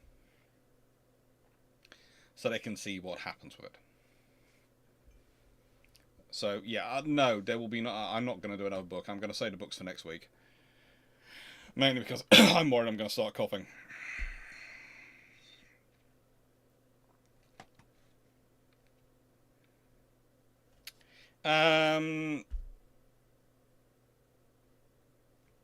First, let's see if you can plan. If you can, please can you explain how the double stack turret works on the USN pre-droids.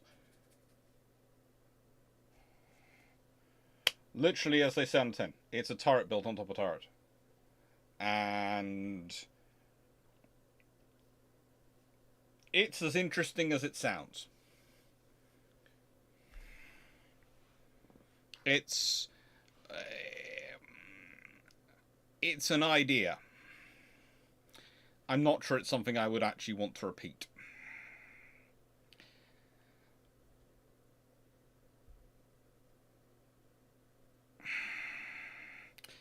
So the Kriegsmarine were allowed 198 ships. How many ships would the French need to counter that?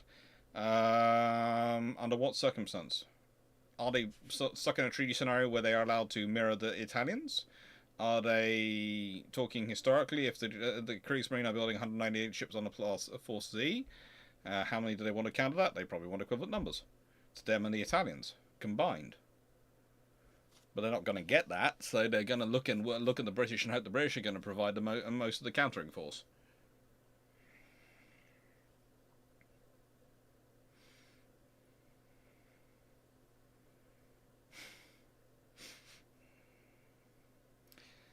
Nice 681. Is stronger Britain in World War II done to death in naval world history? No, it can always be talked about more. Mostly because sometimes in old history it's completely fantasy fleets versus the reality. And question 60: do 12 phalanx close-in weapon systems 48 surface to air missiles or surface to sound sane for the 85 to 48 SSMs? Sounds sane for the large Lion. 85 to 95. It sounds interesting. Not sure I'd think that's enough, but it's a start. I'm not sure why you'd want 12 phalanx sound close-in weapon systems. I'd probably want a mixture of some different things, like the Iowa class had. If the Iowa class were built with 3 quadruple turrets, how would they change in design? They'd be a lot fatter, and so they'd have to be longer if they wanted to. They'd either have to be fatter, or you'd have even more stability issues to get them through the Panama Canal. So you probably can't make them any fatter, so they have to possibly be longer, but then they might be too long to fit in the docks. So you're gonna have fun. That's gonna be an interesting question for a lot of very interesting people to interesting naval architects to deal with. And, Renan, what happens if the France and Italy walk away from the treaty due to the mismatch between French needs and Italian goals? Then the treaty system breaks down to an extent. Because the British have to deal with the Italians in the Mediterranean. So the British will use that as a trigger of the escalator clause, in which case the British are escalating to deal with the Italians, the Japanese and Americans. So basically, if anyone walks away from the treaty system, it should trigger off the escalator clause pretty much immediately. The fact it doesn't with Japan, when Japan walks away, is because so many people are hoping Japan will come back.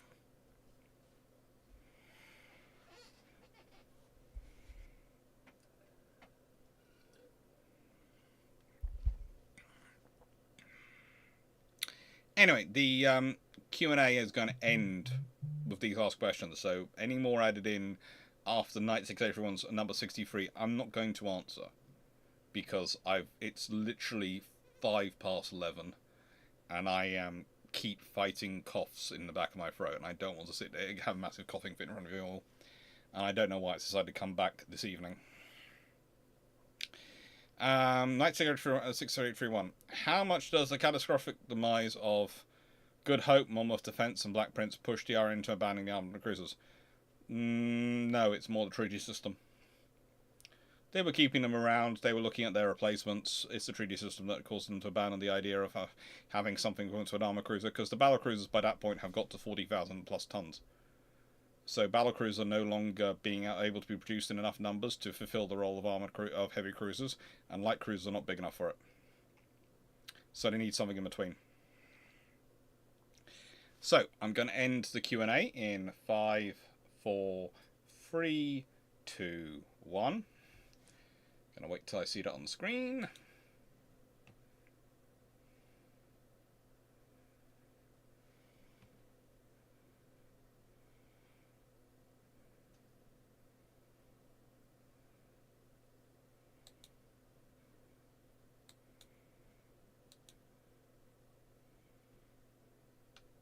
I'll put that to live chat.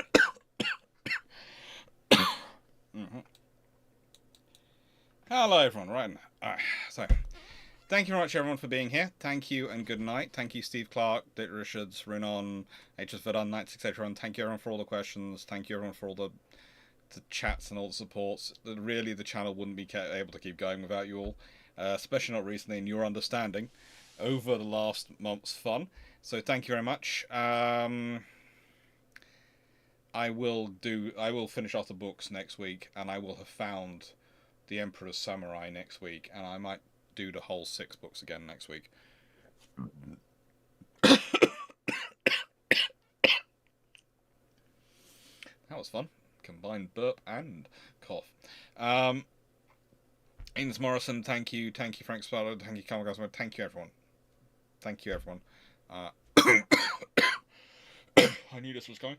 Thank you, Black Rasmus. Thank you, everyone, and thank you for watching. I hope you enjoyed it. Hope you enjoyed the videos that are coming out, and thank you to all suggestions on Naval Aviation, Beginners of Naval Aviation, which came out on Tuesday this week, the 3rd. If you have any more suggestions, I'm going to be turning those suggestions into the list on Monday, so basically as long as they're in by lunchtime tomorrow, so 1200 hours my time, GMT, I will have put them in. And as said, if I've programmed it right, programmed it correctly, the patron suggestions goes live at about 11:30 this evening. If I programmed it right. Thank you very much, everyone. Take care, and yes, it's definitely is Lemsip time and Benelin time, probably. Take care, everyone. Thank you, Steve Clarke. Thank you, Lucy Mitchell, and thank you, HMS Ford. Thank you, Constable Razimus. Thank you, everyone. Take care, and the second book will come. It will come when I can sort everything out and I can actually, and the pictures can be done. So it's been very nice donations and things, but it's also a case of getting everything done. Take care, and thank you.